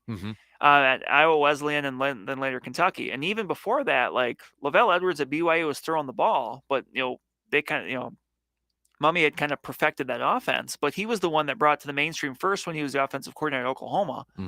Bob Stoops' first year. Yeah, he was. Yeah, and then the year after he left to go take the job at Texas Tech, Oklahoma won the national title doing it. And then, there was a time where it was, some people thought it was a gimmick offense. Now, you see it everywhere in college and the pros, and I think the best thing you can speak to with that is if you look at the Heisman Trophy voting, 3 of the top 5 players in the Heisman Trophy voting come from coaches that were influenced by Mike Leach. Caleb Williams, who won with Lincoln Riley. Yep. You have the quarterback from TCU. Oh, yep. What's his name? Max. Yeah, with Sonny Dykes. And then you have Hendon Hooker at Tennessee with Josh Heupel, who was the quarterback for Oklahoma when they won that national title. And I think that to me that just speaks a lot to the influence. Do you think if Mike Leach would have been like with a premier program, like maybe in Alabama, Oklahoma, would he have won a national championship? Do you think? I don't know, but I think part of because there's that the reason he never was. That's also kind of part of the charm too, is because he had offers. I know after the fact, Paul Feinbaum talked Tennessee, about how Tennessee, the guy they had offered him the job, But Mhm. then once the chancellor found out or whatever, then they fired the AD and then Yep. kind of pulled the offer. And then a few years later, they hired Josh Heupel, who was a disciple of Mike Leach after it didn't work with Jeremy Pruitt. Yep. So I think Mississippi State was the closest to kind of seeing how it would work at like a program that was like I'll say a premier program, but a program that had the resources. Texas That's a Tech good way to put it. really Yep. didn't, Mhm. and they made the most. So Washington State certainly didn't, but they made the most of it. And he was a consistent winner there at Mhm. both of those spots. And part of it too was, there were some high profile programs that were, kind of a little scared off by Leach because he was unconventional. Because he had his warts. He was not. He wasn't perfect. Yeah. He had some incidences. He wasn't always politically correct, and that's something that schools are going to be looking at when they're trying to find who their next head coach is. Mhm. Maybe not Auburn these days, but some of the other ones. Yep. So, but I think that was part of the charm too, was that he succeeded off Broadway, so to speak. Mhm. And for me, like obviously I mentioned I grew up with him at Texas Tech, but for me, when he was at Washington State, that was just such a perfect mix because he was he's in the Palouse, so he's out in the middle of nowhere in Washington State, and the fans there really really embraced it. And for me, like I don't know, Washington State's always been one of those schools like I've just kind of always liked, Mhm. because it is out in the middle of nowhere, and it was You had the Bennett's there for a little bit. you had the Bennett's Basketball. there. Like, I don't know, it was just fun. And even now it's kind of fun to see Mr. Dickert, Mhm. Wisconsin alum, Yep. doing good things there too. But UW Point. yeah, it's it's a bummer. It's Mhm. a bummer. It kind of it was honestly it was kind of a little bit expected. Like once the news Once came you out, heard the once first the news thing, came yeah. out Sunday, and then it's kind of like, okay, it's not going well. It's kind of like, oh well. Yeah. And then I think it was Tuesday morning. Yeah, he passed Monday night, but it was Tuesday morning. Yeah, it where was the Tuesday official- morning, yeah. and then where it really came out. And it was Mhm. just. It's a legacy. Mhm. There's just no Yep. doubt about it. Like Yep. it's there. The best way I've heard it described is, and I've heard it from a lot of people. They've just said he was one of one. Like there's no like it's not often you can say that about somebody. There's literally nobody else that walking the earth right now that was like Mike Leach. Mhm. Well said, Brandon. Well said. We're gonna take a quick break now, and we'll finish up the second hour here. We gotta do cream of the crop, so maybe we'll do that coming up after the break.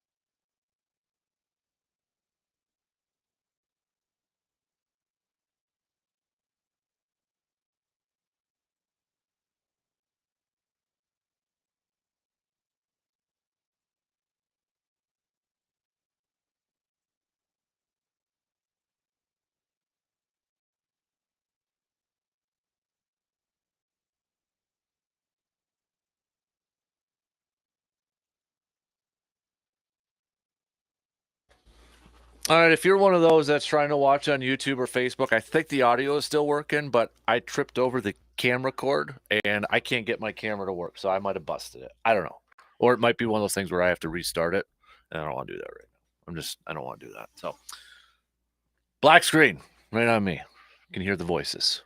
We got your picture still up. I still got to bring in the other camera. So, you're the only thing that's... Technology where you can hear but not see. I wonder if that'll ever catch on. Right. All right. We're gonna do some bowl picks. I think we'll do bowl picks around like 8:15. Okay. 8:15. Somewhere around there. So because it shouldn't take a whole 60 minutes. No, and I like you mentioned, we don't want to take too long with it. So there's times in the past where we have, but I will make sure to keep my comments brief too, so we can move it along. Keep her moving, right? Mm-hmm. Keep her moving. So, all right, let's do cream of the crop, though. You ready for cream of the crop? I think I am. All right. Unbalanced, off balance, doesn't matter. I'm better than you are. Yeah. What's your pick, or who is your pick for cream of the crop? I had a couple options. I'm gonna pick an obvious one with it being this week, and I am just gonna go Mike Leach. I kind of figured, that's the one that you would go with. And I will, and if I have to try to, quote unquote justify it, I'll just say for what I mentioned, last segment about just being the one to bring, the air raid offense into the mainstream. Mm-hmm. Like I said. So would you? And this might be a dumb question on my part, but with the new offensive coordinator coming to Wisconsin, is there a connection with Phil to Mike Leach somehow? I don't know if there is. Okay. I don't know if there is. Or if it's just that they kind of, they both like the similar things. Gotcha. I wasn't quite sure. Because I think Longo still likes to run the ball. Like he pairs the air raid with a power run game, which fits Wisconsin. It does. And Mike Leach did not like to run the ball. So wasn't it? Not to bring this up, but wasn't there a running back that decommitted from? There was one. There was a Mississippi. I think he transferred. Yeah, and he posted a tweet. Yeah, he was not complimentary of Mike Leach about it. Yeah. But and it's something that's happened in the past. I know when he was at Washington State, they had a really good running back by the name of Max Borghi, who really caught a lot of passes out of the backfield, but didn't really maybe run the ball as much as maybe he thought he should, because they just don't run the ball much. Right. So, but yeah, for being the one to kind of bring that, we see those concepts, those ideas all over the place in college and the pros, and Mike Leach is a big reason why. Mm-hmm. Yep.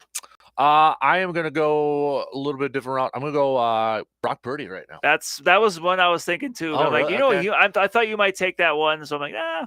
Yeah, last night again, you look at this since 1950, there are just 3 quarterbacks to throw for 4 touchdowns or more, 0 interceptions, and have at least a 70% completion percentage in their first 2 starts. Aaron Rodgers was the first to do it in 2008, Jimmy G in 2016, and now Brock Purdy. Last night, he went for 217 yards, 2 touchdowns, no interceptions, 117 quarterback rating. You look at it so far this year, 6 touchdowns, 2 interceptions, but his completion percentage is at 66.7. QB rating of 100.6. I also feel like, though, we should give some credit to Kyle Shanahan in this, because maybe that's a cream of the crop here, because and I don't want to take anything away from Brock Purdy, but the fact that the 49ers seem like they haven't missed a beat right now, and a lot goes with that defense. I completely get that defense is stud. But the fact that Kyle Shanahan's offense is still putting up points. Now doing it with Deebo Samuel. Right. Exactly. So I think that's just like cream of the crops right here, and this is really showing, I think, that Kyle Shanahan is one of the top coaches in the NFL. And obviously this is a way away, but definitely if Brock Purdy keeps this up, this makes his offseason really interesting for the 49ers. It does. Because it's already going to be a weird quarterback offseason. Because think about even just 2 weeks ago, it was like, oh man, Jimmy G's playing really well. They're talking about, hey, there's mutual interest. They might have to keep him around, and now suddenly, what if Brock Purdy just continues to light up the rest of the year? Yeah. I feel like this does more hurt for Jimmy G than it does Trey Lance. Yeah. Because Trey Lance, you've got either way. Right. You're not going to release someone on the rookie contract. So yeah, and I don't know if they would trade him after trading up to get him. But then I don't even know what the trade market would be for him. Yeah. So, and I don't know. We got a lot to be decided yet, but let's say the 49ers win the Super Bowl. You've got a Tom Brady situation then, don't you? In terms of Kind of. Drew Bledsoe, Tom Brady. Kind What of. do you do at that point? If you win the Super Bowl with Brock Purdy, you roll with Brock Purdy. Or is it another Nick Foles situation? You win the Super Bowl with Nick Foles. Eagles went with Carson Wentz, but Nick Foles still isn't really doing anything. But I think the difference there is Foles was more of established. Like Brock Purdy is, he's a young guy. Yeah. Like Foles had been around the league for a while, so it was a little bit easier to move on. Plus, Carson Wentz, before he had gotten hurt at that point, was probably MVP the MVP. candidate. Yeah. Trey Lance played one game? Yeah, a couple games. Yeah. So, but yeah, this is gonna be really interesting. And I mean, it might be more that Patriots one because they just gave Drew Bledsoe the big contract. And I hate to compare anyone to someone like Tom Brady because and I don't want to say play styles, but like situation. Yep. There's some comparison. Yeah. But man, I mean, you win the Super Bowl with Brock Purdy, and he plays well. I think that's the caveat too. Like, this is a Peyton Manning in 2016 situation, right? Or is it the other side though? Too, Brandon, is could it be like Ravens and Trent Dilfer? Yeah, because Trent Dilfer didn't come back after they won the Super Bowl. They went with Elvis Gerbach. Remember Elvis Gerbach era? This is fascinating. It's going to be interesting, especially for them just in the playoffs. Yeah, I mean, and then here's the other one too. Everybody still talking about Tom Brady going to the 49ers for crying out loud. I mean, I don't understand that. I saw Rich Eisen post something about with the Raiders, like, hey, Tom Brady could go there next year. I'm like, why? Why? Yeah, why would you? I'd rather stay in Tampa Bay than go to the Raiders. And I don't know if it's a Josh McDaniels connection. Yeah. And I know what Gronk said earlier this year that, hey, the plan was that they had it, that it was going to be Gronk and Brady going to the Raiders and that. But my thing is, like, the big reason why Devontae wanted to come there was Derek Carr. And then, you're going to have Brady for what? Maybe a year? You have to go year by year basis. Yeah, you can't plan for more than one. No. So I'm trying to think of a team that would, and it's not trying to knock Tom Brady by any means. No. But if you want to bring Tom Brady in, you have to have a backup plan. Yeah. And I don't think if you're the Raiders and you just signed Derek Carr, you can't put him to the bench for a year. Yeah, and that's a lot of money. Yeah. And like, are the Raiders a ready-built Super Bowl contender? I don't think so. No. I'm trying to think of the team that would. It's got to be a Brett Favre 2009 Viking situation, yes. where a team looks and says, "Hey, you know what? We feel like we have a Super Bowl team. We just need a quarterback." And there's only one team that I can think of, Brandon, and he ain't going to there unless he really wants to stick it to Belichick. The Jets. Yeah. That's the only one I could think of off the top of my head. Yeah. Or the other one would be the Rams. If Stafford retired. If that is a career-ending injury with his spinal contusion. Those are the only two I could think of. And you can take the Jets off because he ain't going to the Jets, I don't think. Yeah, I don't think so. Even though he probably would like that. And maybe the Dolphins if they're not sold on Tua. But I don't know. I don't think they would do that. Because then if you believe the reports, it probably didn't matter. But I mean, there was a report he was going to go there. Yeah. So I guess it doesn't matter playing the Patriots twice a year because conference or division opponents. But it's interesting. You're right though. It's got to be that Favre 2009 Viking situation. Storm. Yep. And I'm trying to think of the team. Or the Buccaneers a couple years ago. Perfect. Where they had Godwin, they had Mike Evans, like they had the pieces. They had a great defense. Yep. It was just like you just need to drop a quarterback in there. Right. And there's not that many around. That's the thing. It's like I can't think of one right now. I can't think of one off the top of my head. And look, a lot can change now. That could change come March. It could. But yeah, as we sit right now, it's. So let me ask you this, Brandon, then. Would you rather have for 1 year your Vikings, Brady or Kirk Cousins? It's tough for me to answer that because Kirk Cousins' contract is guaranteed, like next year. Let's say though, like let's just say that it's not. Let's say they can move him. Yeah, I would say Tom Brady. Okay. And look, I've been happy with what Kirk Cousins has been able to do this year. But I think the thing too that people forget a lot of times about Kirk Cousins is like 35 years old. Yeah. He is older than I think a lot of people imagine. Yeah. But he's starting to get to that spot where unless you're Tom Brady or Aaron Rodgers, you fall off a cliff. Yeah. So that's something I think, and obviously that's something I'll talk about come the offseason. But like, at some point, I think the Vikings are going to have to make an effort to kind of find who their quarterback of the future is. Mm-hmm. And it's not necessarily, and it's not, I'm not saying that because I, dislike Kirk Cousins. I'm saying that because that's just a fact of life when you've got somebody that's going to be under contract for one more year, but more importantly, is approaching his upper 30s. Yeah. Age where, unless you're a unicorn, Yeah. your play falls off. Drew Brees fell off. Seattle? So many other guys. I guess maybe if they don't want Geno, but Geno's played well. But then you got the weather with Brady, rain. I don't know. It's tough. All right, we already got 2 in. We got 1 more to go. Stick around. We'll be back after these news updates.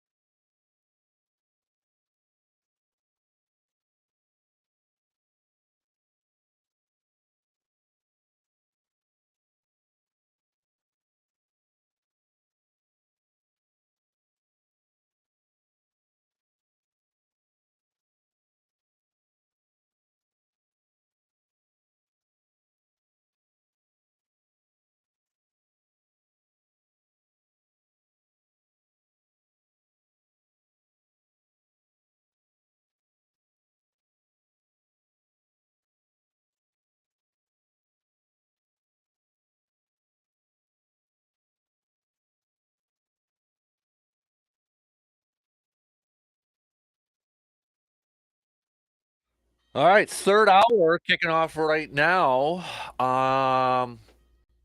This might I'm going to give this to you, Brandon, because you probably don't even know. Let's update some school closings and delays. Chippewa's closed now. Oh, Chippewa and McDonald look like they are now closed. So might affect some of the games. it I might. Yeah, imagine usually, tonight. when you've got school closings, you don't have after school activities. So I'm gonna have to do a little work here. Yeah, so we'll go through some of them. Altoona, you're still just 2 hours late. Boyceville, 2 hours late, no morning 4K. Bruce is closed. As we just mentioned, Chippewa Falls and McDonald both closed. Eau Claire still just 2 hours late. Durand, Arkansas closed. Oliva Strum is opening 2 hours late. Elmwood closed. Flambeau closed. Gilmanton 2 hours late. Glenwood City 2 hours late. Ladysmith closed. Mondovi delayed 2 hours. Osseo Fairchild delayed 2 hours. Pepin closed. Plum City closed. Regis, you were delayed 2 hours. River Falls is now closed. I believe they were initially 2 hour behind or 2 hours late. We got Spring Valley delayed 2 hours. And yeah, so some of them that look like they were starting off as 2 hours late, moving to close right now. So I'll try to, if anything changes with like Altoona or Eau Claire or anything like that, I'll keep you posted. I especially need to know the Eau Claire one. So my kid's in my office right now waiting for school to start. So we'll keep you posted on that. Before we get to all that fun stuff, though, Brandon here, we're going to do some bowl picks coming up in let's say about 10 minutes or so, about 8:20, 8:25, somewhere around there. So we'll get to that. We're going to go through every single bowl game on here. I think we've done this for the last few years. We've done that for the last few years now. Your Easy Post Hawaii Bowl, we got it. Right. Exactly. So let's go with so we talked a little bit of Bucks. Bucks got absolutely dominated last night. I mean, is that one of those that you think, all right, we're just gonna throw the tape out on this one? Yeah, you just try, you just say, you know what, we got railroaded, and you move on. You move on, and it's gonna next week's tough though. Oh yeah, New Orleans, Cleveland, Brooklyn, Boston, and Utah's a playoff team right now. If the playoffs started, business picks up right here. Like this is and outside after that game against Utah tomorrow night, next 5 are on the road. Yep, they're traversing the country. Mm-hmm. So that's I like it though. I like it for a December test. See what you're made of right now. Get her done. Yep. So would you be happy though next week and into Christmas with those road games? Would you be satisfied with the 2-2 split? There's 5 of them. Outside of the Utah one. Oh. No, I was just looking at all the road ones. There's 5 road games. I'm talking like New Orleans, Cleveland, Brooklyn, and Boston. Yes. Those are I would. Those are the 4. I don't know if you were counting the Chicago one. But I would be. Yes, I would be. Yeah, because New Orleans is second in the West, Cleveland third, Brooklyn fourth, Boston 1. Gotcha. Those are the ones. I would be. I think I'd be okay with that. Yeah, I would too. I mean, obviously we'd love 3-1 or 4-0, but you know, December and that 2-2, I'd be good with that. Badger hoops got to scare a little bit in the first half. They're dumb. The first half. The fun of playing a game right around finals time. Mm-hmm. I mean, that wasn't. I mean, that's happened before with them. Yep. But they figured it out and put the hammer down. So I mean, 9-2 ranked. I mean, yep. At this point, what do you say? I mean, they're playing well. Get the finals in, and then they've got Grambling State coming up on Friday. A couple 23rd. Non-conference games coming up here. A lighter schedule here right around the break. Yep. And then they pick back up again with the Big Ten schedule in the new year. Minnesota, I think. I think Minnesota, and then I think Illinois. Yep. So, yep. Reminder too that a week from today, Brandon and myself, we are going to be celebrating Festivus the right way. We'll be at the Doododge from the show will be there from 6A to 9A. So bring your metal pole. Don't bring your metal poles. Don't bring your metal pole. Nobody bring. Bring your grievances though. Yeah, bring your grievances. We might have to do a little feats of strength of a safe way of doing feats of strength. So we'll get to that. We'll have more details there. But 6A to 9A, stop on by, hang out with us. It's our Festus party, but also kind of like a holiday party for the best listeners in the area, right? Yeah. We'll do that. Then we'll be back in the afternoon. Brandon and I will, if you're up for it, we'll do a podcast together, a live one, from 2 to 3. So plus I'm holding a couple of them right now, but we'll be passing out some coupons or certificates, tickets, whatever you want to call them, for a free tap beer. Yeah. Also, I don't know if you know this, Brandon, but I've been saying it all week. Anybody who shows up, you can enter to win 4 courtside tickets to a Bucks game. Courtside, Do baby. it. Why wouldn't you? Right. Exactly. It's got the QR code on there, so all you got to do is with your phone, boom, you're in. That simple. Courtside tickets to a Bucks game. Look at that. Should be a good time over there. G-Man was already there yesterday, not working. So he was scoping it out for us. Yeah, I appreciate that. exactly. Doing some reconnaissance. So good. Yes, exactly. So it should be a lot of fun. So stop on by. They open already at 6, so it's not like we're going to be there by ourselves. So you got to stop by and hang out with us for a little bit there. Celebrate Festivus the right way. The only way. The only way. Are you working on your list yet? Oh yeah. Okay. My list is on my phone, so that way I can always. And I think it was last week I added something. Because I know you added David Stearns at one point, didn't you? With that trade, was that? Or No, was it the Brewers? No, it was just in general the 2022 Milwaukee Brewers. Okay, don't tease anymore now. Nope, but I've got a list. I've got a list. So I might have to find a better metal pole than what's right there. I want to find a legit one. So if we got like a metal pole company that wants to make you an official Festivus pole. Yes. Don't make it gargantuan though. No. A little handheld. We don't need it as long as Frank Costanza when he's dragging it into the coffee shop either. But we'll do that. So yeah, airing of grievances, feats of strength. I don't know what we'll do for there yet, but we'll come up with something fun. So put that week from today already coming up here. Okay, so we got that. And don't forget this weekend is your last weekend to nominate that youngster, that kiddo, for an autographed Christian Yelich jersey where we're giving away. It's sitting in my office right now. But if you got a youngster that is a big baseball, Brewers, maybe Christian Yelich fan, that you think this would be a great Christmas gift for them, there you go. We want to give it to them. So just go to sportstalk1051.com, click on that Nation tab, and nominate someone over there. So that's all you got to do. So your Vikings play tomorrow, right? They do. A little Saturday game. Back-to-back Saturdays. That's right. And man, unrelated to that, but looking ahead, I don't like that the NFL is on New Year's Day. Yeah? Because of college football? Yes, I'm 100% on college football, Pierce. Like, I don't I don't see why they just couldn't play on Saturday. Mm-hmm. Yeah. Like the NFL can play on, because they're already playing on Saturday for the most, besides a few games the week before. So why not just have 2 weeks in a row where everyone's on Saturday? Like, it just, yeah. I was listening to Mad Dog the other day because it's always on my way to go pick up Hudson from school. But there's a certain day of the week, I think it's Tuesdays. Peter King's on at that time, every certain time. And they were talking about, he asked, Mad Dog Chris Russo had asked Peter King if he liked the Christmas Day games and that. It kind of was referring to, because when you think of Christmas, it was always the NBA, right? Mm-hmm. It was NBA games. And like Peter said, the NFL isn't going to coddle to anybody anymore. Oh no, they don't care. No, they have such a following and such panache that if they can, they will. Now they wouldn't be doing it if Christmas was on a Wednesday, but if it's on a Sunday, you best believe they're gonna try to find a way to get in on that. Yep. Exactly. So they don't, unless it's like he said, a Tuesday or a Wednesday. Yeah, they're not going to go out of their way to do it, but if it falls on that perfect Saturday, Sunday, Monday. Because I don't mind like the setup this week. I think honestly, like the setup this week could be the setup next week. I don't like that there's a full schedule on New Year's Day. If you wanted to have a couple, that's fine, and have all your other games on the Saturday, that's fine. Right. But I don't know. I think New Year's Day should be for college football primarily. Yep. Before we take a break and get to some bowl picks here, somebody texted in. We've talked about this at length, but I guess we'll bring it up again. Brandon, what are your thoughts on the Brewers trades? I guess I know we've hit on that multiple times, but I mean, the William Contreras trade, I don't see how you can look at it and not say it's anything but a home run. Like, I'm still surprised with what they had to give up or what they didn't have to give up to land an all-star catcher with 5 years of control, which was Asturi Ruiz, who was excited to see what he could do because he's got some tools. He's really fast. Like he should be playing in the bigs in 2023.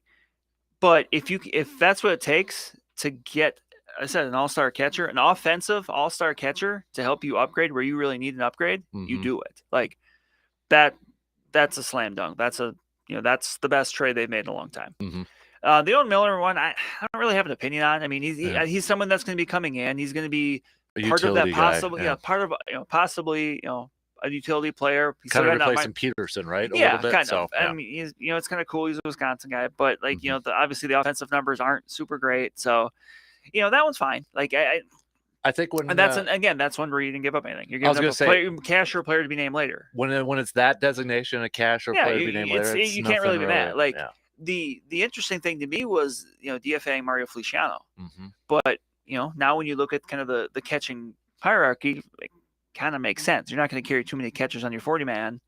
So, but I mean, yeah, the Contreras one, absolute slam dunk. The Miller one's fine, but I mean, it's nice to see, especially on the Contreras front, see them do something. For me, I still would like to see them land a third baseman because I think you can play Luis Urias at second base and you're getting more value for what he provides offensively.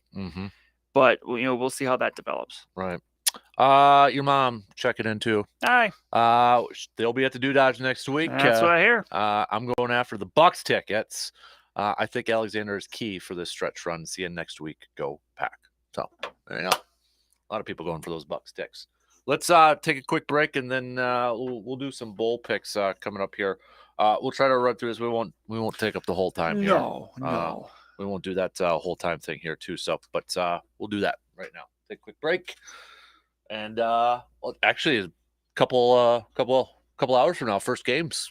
Yeah, that's why this works out so well. Bowl season starts today.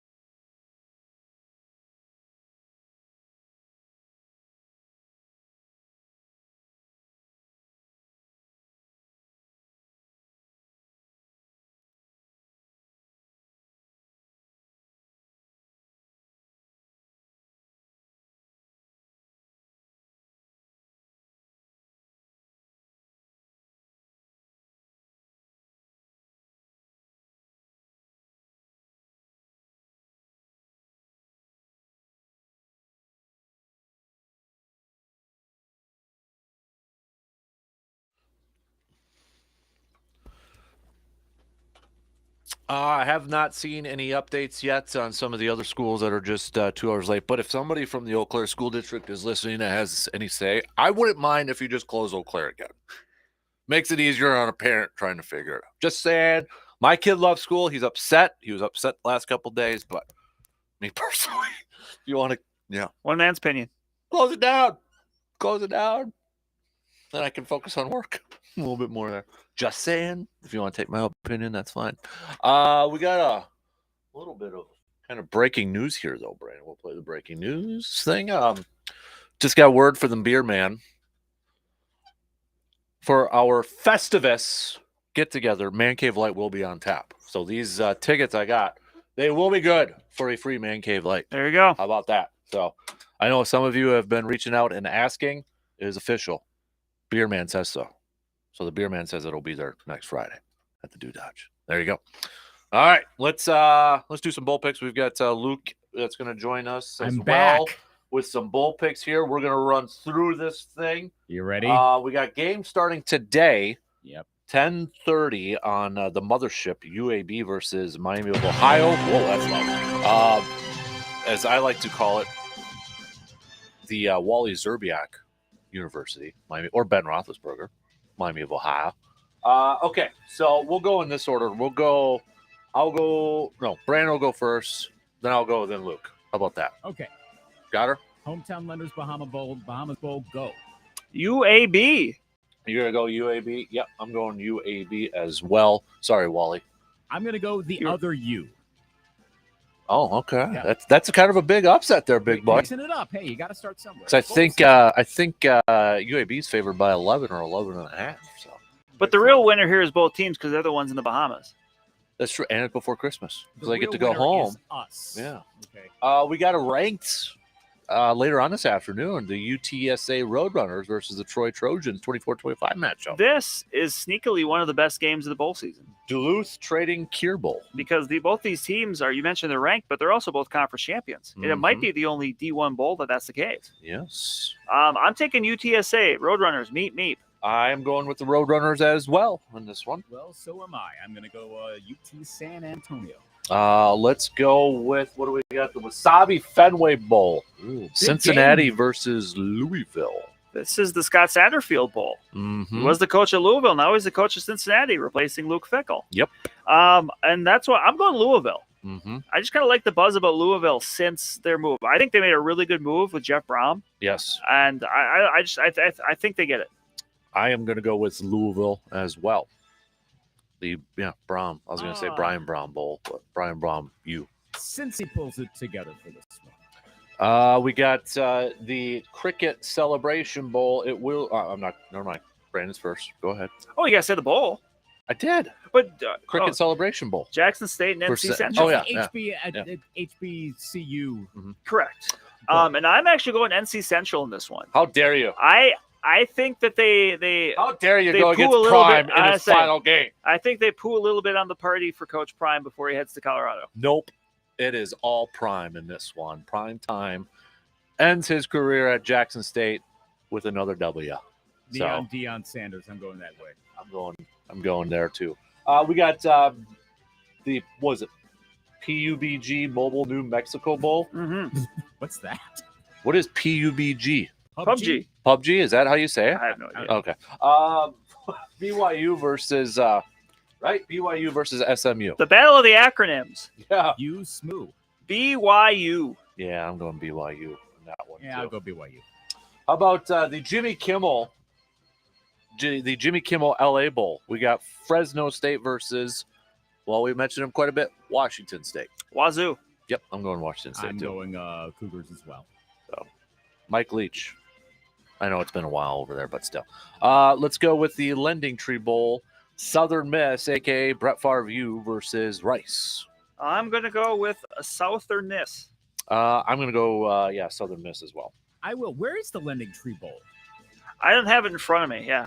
I would like to see the history of the bowl just to see where it is. But, yeah, I'm not sure offhand. I don't have it open for me either. So we'll get our research department on that one.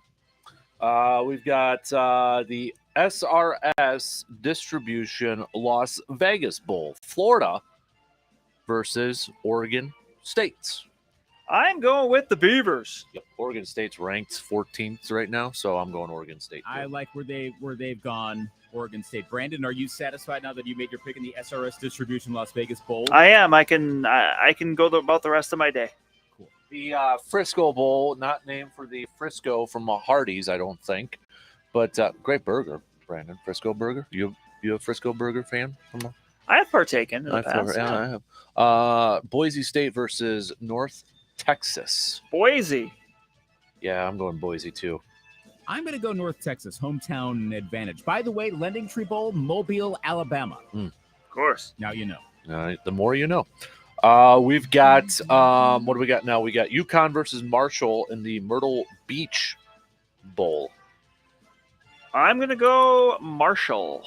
Going to go Marshall in this one. I am going to go, I'm going to go Marshall. Why not? We are Marshall. UConn's kind of turning it around. Jim Mora making something happen there. I'm going to go with the Huskies in that. Then we got the famous Idaho Potato Bowl. San Jose State versus Eastern Michigan. San Jose State, I believe that's where James Jones played. Bowl games in Boise. That's fun. Destination. That's destination right there. I'm going San Jose State. Yep, me too. Yeah, I'll go San Jose State. We got the roofclaim.com Boca Raton Bowl. Yeah. Toledo versus Liberty. I am going Toledo. I'm going Toledo too. Yeah, Liberty lost their coach. In this case, I think that's going to go Toledo. Hugh Freeze making things happen in Auburn. Keep off the social media, though. Yep. Just saying. Mm-hmm. R&L Carriers New Orleans Bowl, South Alabama versus Western Kentucky. Directional game. I'm going with South Alabama. Ditto. I'm going to go WKU on this. Grant, I think you and I got a lot of same picks besides one right now. Here we do.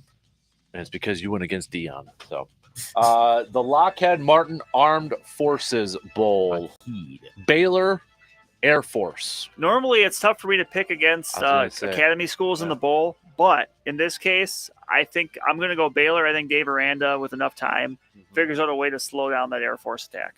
Yeah, I want to pick Air Force. Shout out to the Washington Commanders linebackers coach, Steve Russ from Medford. Also went to college, Air Force. Also coached, Air Force. But I'm going Baylor. That's all that. Just that I'm still going Baylor. I just think Baylor's the superior team here. I'll go with the Bears. By the way, Air Force playing in the Armed Forces Bowl is home field. Is that the ultimate home field advantage? Maybe. Are they at home in that? Maybe. I don't know. Armed Forces Bowl is played in. It is played in Fort Worth. Fort Worth, Texas. Okay. So no. So it's actually more for Baylor. Yeah. Yep. The Radiance Tech Independence Bowl, Houston versus the Ragin' Cajuns of Louisiana. Houston. Yep, Houston. Just because of their coach, Houston. We got the Union Home Mortgage Gasparilla Bowl. No longer sponsored by Bad Boy Mowers. They've moved. They have upgraded. I'm going Wake Forest. Yeah, I'm going Wake Forest against Missouri in this one. I'll go Wake. We got the Easy Post Hawaii Bowl, San Diego State. Maybe that's where James Jones went. I don't know. One of those. Middle Tennessee. Also known as the New Year's Eve Bowl. Or the Christmas Eve Bowl. Sorry. I was going to say. Taking the place of the Aloha Bowl. Yes. Yeah. I'm going Middle Tennessee. I am going to go San Diego State. Yeah, I'll go SDSU on this. Yeah. All right. We got the Quick Lane Bowl, New Mexico State versus Bowling Green. Shout out Jerry Kill. Yeah, the Fighting Jerry Kills making the bowl, but I'm going to go with Bowling Green. Yeah, I'm going to go Green Goes Bowling. Yeah, I'm good. Bit shorter trip up to Detroit, scenic Detroit, December 26th. How you want to spend your holidays? So yeah. Is this the Camellia Bowl? Camellia. I think it's Camellia. I'm not quite sure. That game against Georgia Southern and Buffalo. Georgia Southern. Yep, that's where I'm going. I'm going to take Buffalo, a.k.a. the State University of New York. They're trying to make themselves like the University of New York. The branding isn't quite kicking in yet, but I'm going to go Buffalo. We got the Serve Pro First Responder Bowl, Utah versus Memphis. Memphis. The U of Penny Hardaway, Memphis. Yep. Let's see. Oh, I'll go Memphis. All right, Brandon. The Ticketmaster Birmingham Bowl. East Carolina versus the Chanticleers of Coastal Carolina. The battle for Carolina is on. Mm-hmm. Eastern Carolina at that, too, Yep. mind you. Yes. And I'm going to get you mad again, but I'm taking East Carolina. How dare you? I know They East lost Carolina's their coach. favored, They lost their quarterback. but Coastal Carolina and the Chanticleers. Fancy chickens. Yep. Going with them. I'll go Coastal Carolina. You guys are going to be sorry. Guaranteed Rate Bowl, Scotty versus OK State. Ooh. More of a attrition bowl because both teams have got some heavy hitters not playing. You know what's interesting, though, too, is that Wisconsin is favored. Yeah. I'm going to say Wisconsin somehow finds a way. I think they send out Jim Leonard and some of those other coaches that are probably not going to be back on a high note. I thought about this. I was going to go OK State, Mike Gundy and such, a little bit of, at least Continuity. Continuity, thank you. But you're right. I think they play for Jimmy. I'll go Scotty. Yep, Jim Leonard send off. I agree with that. It'll be a close game, but yeah, I think the Badgers win late at night out in temp. I'll say it, Glenwood. and for all of us Badger fans, thankfully, it is the latest starting bowl game of bowl season. How lucky are we? 9:15 starting. Woo! Be up early next morning to talk about it. Yep. There you go. You guys. Excuse me. Military Bowl, Duke versus UCF. UCF. Yeah, I'll go UCF. UCF. We got the AutoZone Liberty Bowl, Arkansas versus Kansas. I'm going to pick Kansas, and if they win, do they acquire the A and the R? Oh, God. Think You about get that. Arkansas versus Arkansas, or you have Kansas versus Arkansas. Yeah, I like that. Kansas, I like Jayhawks. Trade names. that. I am actually going to go with Arkansas. I'll go with the Fighting Leopolds on this one. Oregon versus North Carolina in the, San Diego San Diego Credit Union. San Holiday Bowl. Diego County Credit Union Holiday Holiday Bowl. Bowl. This could be a high scoring game, as Holiday Bowls often are. I'm going to take Oregon. Yeah, I'm taking Oregon too. I'll take Oregon. Yep. The Tax Act Texas Bowl, Texas Tech versus Ole Miss. Lane. Talk about some, the whole Mike Leach thing here a little bit too, Brandon. It's a fun one, yeah.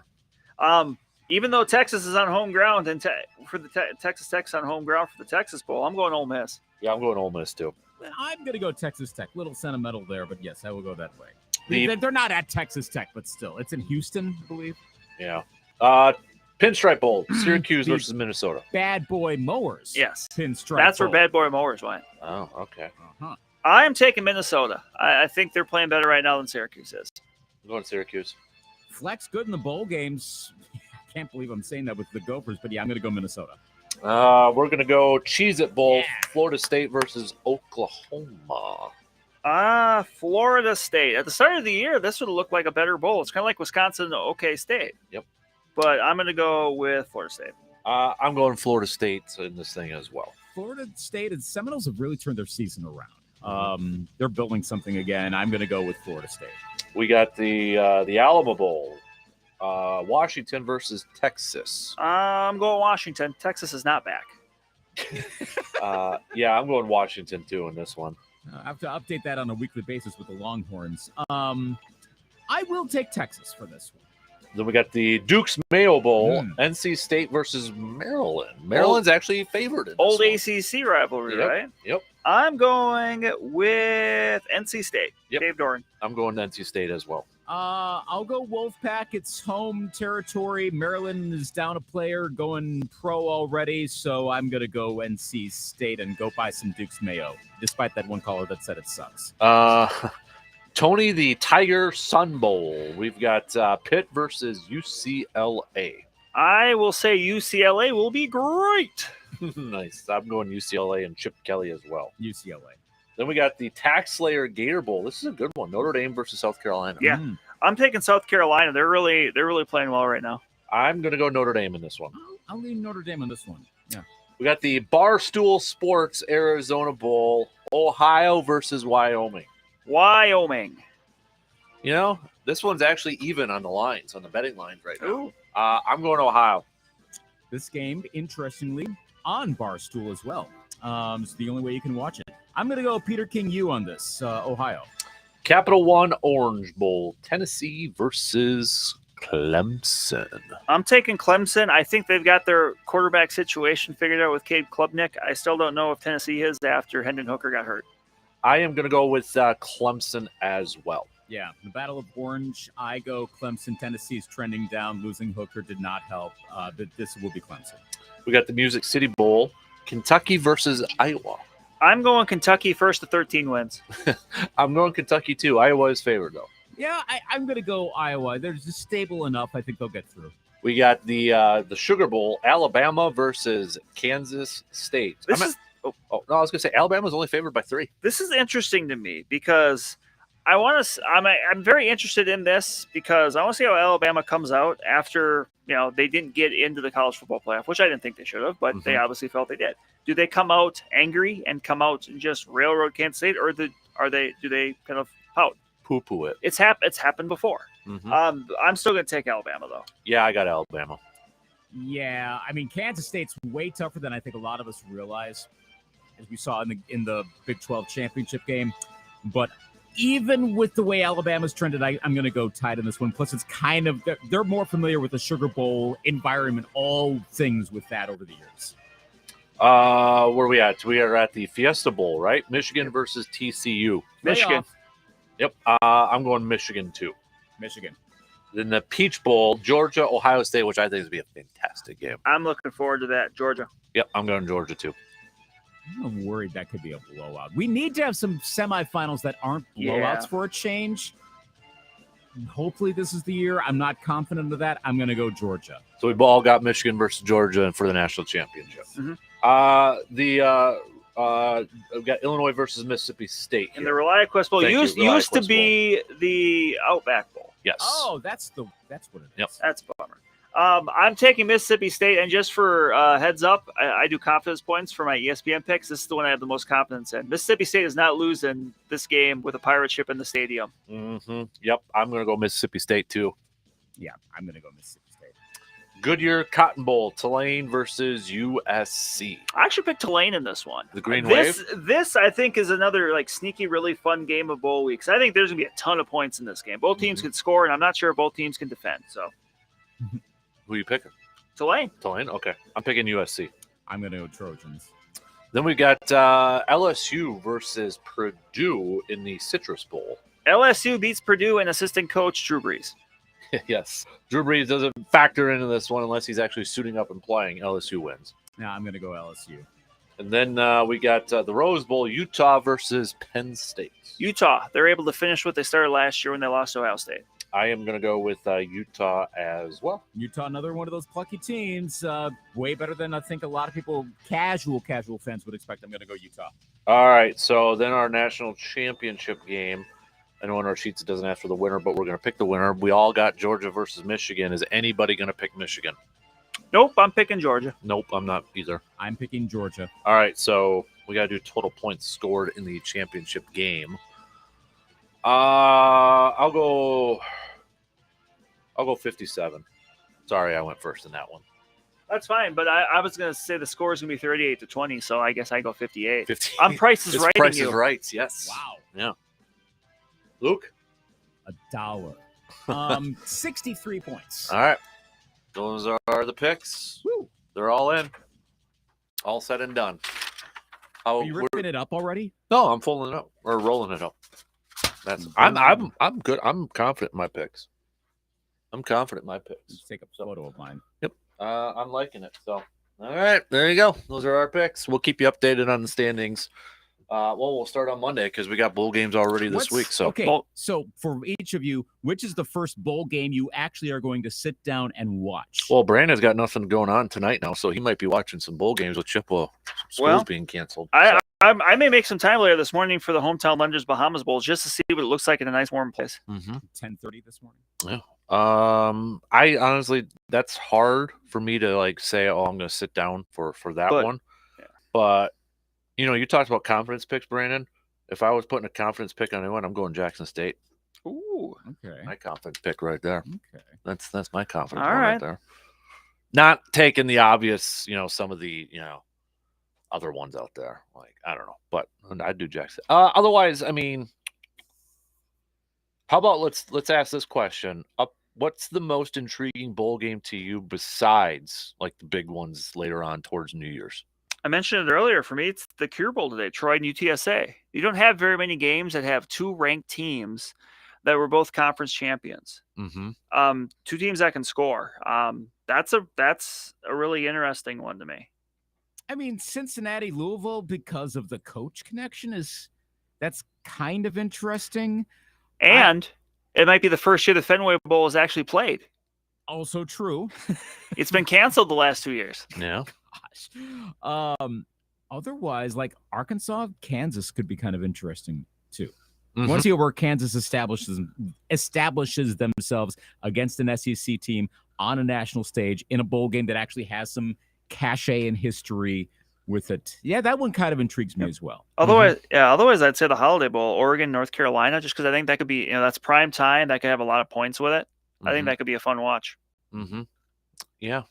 I mean, you want to talk about like some even bets? How about the Barstool one? Yeah. Straight up. Actually, what am I saying? Florida State, Oklahoma. That's a good one too. That's a good legacy bowl. Yeah, and two teams that have gone in different directions and bounced around this year, but both of them could be college football. It may be a bit more of a stretch with Florida State, but both could be, 14 college football playoff teams. I think they're both very likely for the 12 team in the future. That could be an interesting, where are these two teams going and how much we're going to see them in the Cheez It Bowl. Yeah. I like the Notre Dame, South Carolina one too. Mm-hmm. I think that'll be a good one. Yes. So, all right. Thank you, gentlemen. There's your picks for bowl season. We got to take our final break, and then we're going to close up shop here this morning. We'll do some more picks too. How about that? Yeah. We'll do some more picks, NFL and all that good stuff. All right. Quick break. We'll be back to close up shop after these words.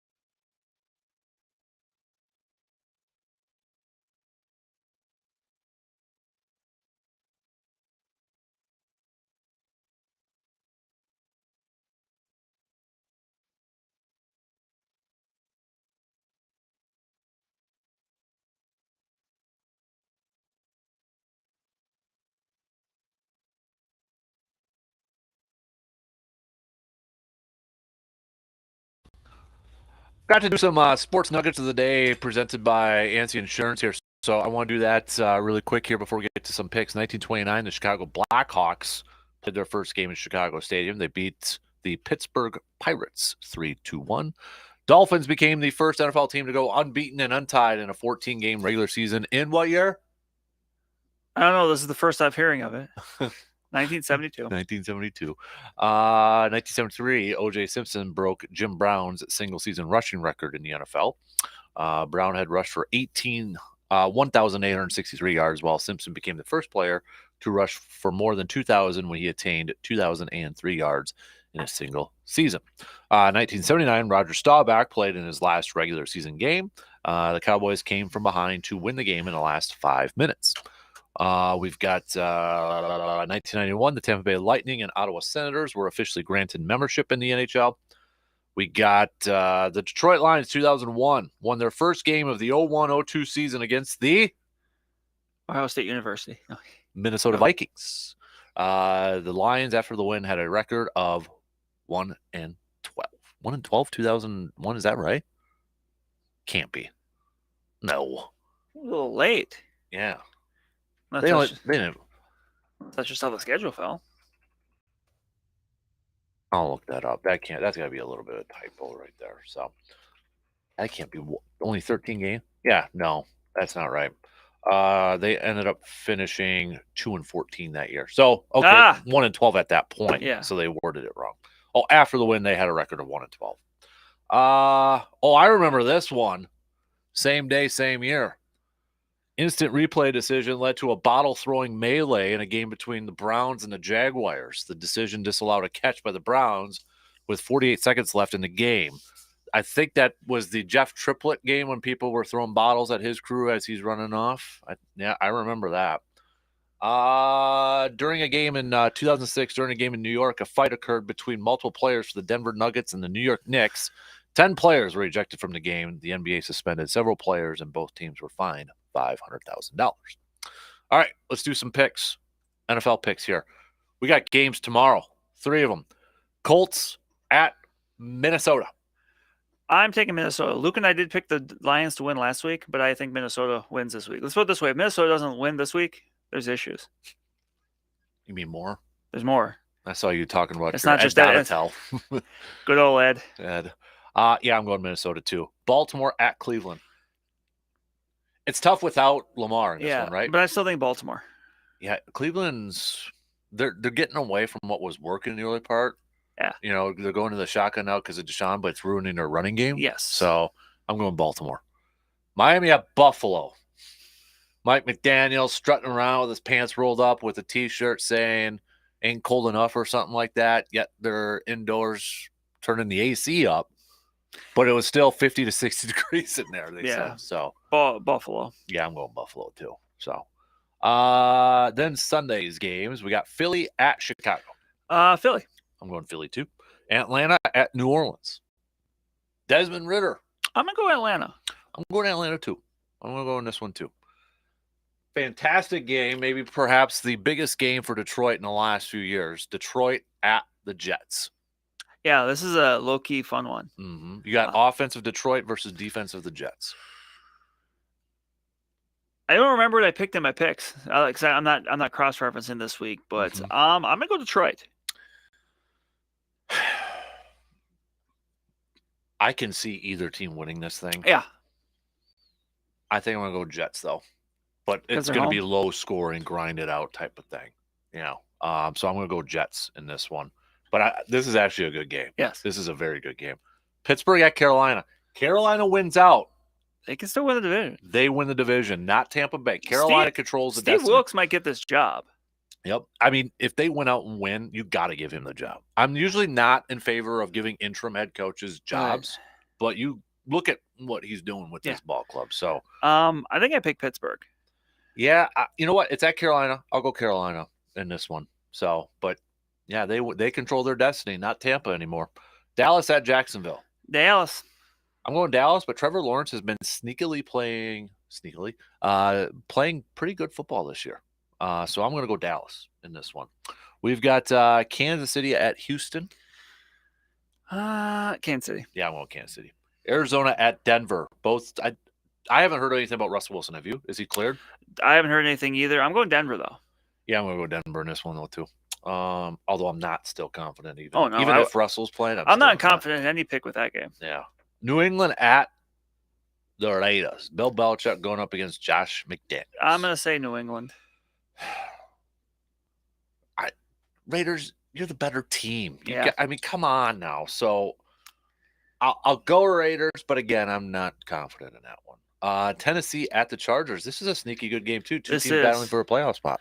Man, I actually think I picked the Chargers in this one. Tennessee's kind of hit it a little bit. Mm-hmm. Maybe it's maybe coming off last week, the Chargers have figured out enough. But man, I mean, everything for them revolves around stopping Derrick Henry. Yep.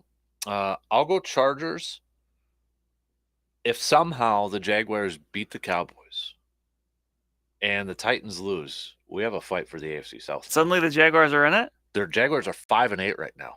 And I believe, let me just bring it up really quick because I know we're running out of time, but I believe, okay, I thought they played them. But yeah, oh, no, that's right. Because the Jaguars just beat the Titans, and they play the Titans the final game of the year too. Ooh. So maybe. Cross fingers. Cincinnati at Tampa. Cincy. Cincy is, you want to talk about some of the hottest teams right now? Yeah, like right now, like it seems like Cincy and San Francisco are kind of the two trendy teams right now because they're playing really well and they've figured it out after slow starts. Could we have a rematch of that Super Bowl? Cincy and San Fran? Little Joe Montana? Yeah. Another Joe. Maybe Joe Cool, Joe Burrow in that one, huh? Yeah, I'm going Cincy in this one too, giving another loss to Tampa. Perhaps, maybe the second best or maybe the best game of the weekend because there's a lot at stake here. The Giants and Washington in a rematch from just a couple weeks ago where they tied. Yes. Can we get another tie? They booked the rematch. Can we get another tie for I am taking the Commanders. Yeah, I'm going to take Commanders because it's in Washington. Yes. Even though there. there'll probably be a good contingent of Giants fans there because everyone's a good contingent of fans when you play in Washington. I was really hoping you were going to say tie again. I will never forget week one. How many ties did Hudson pick?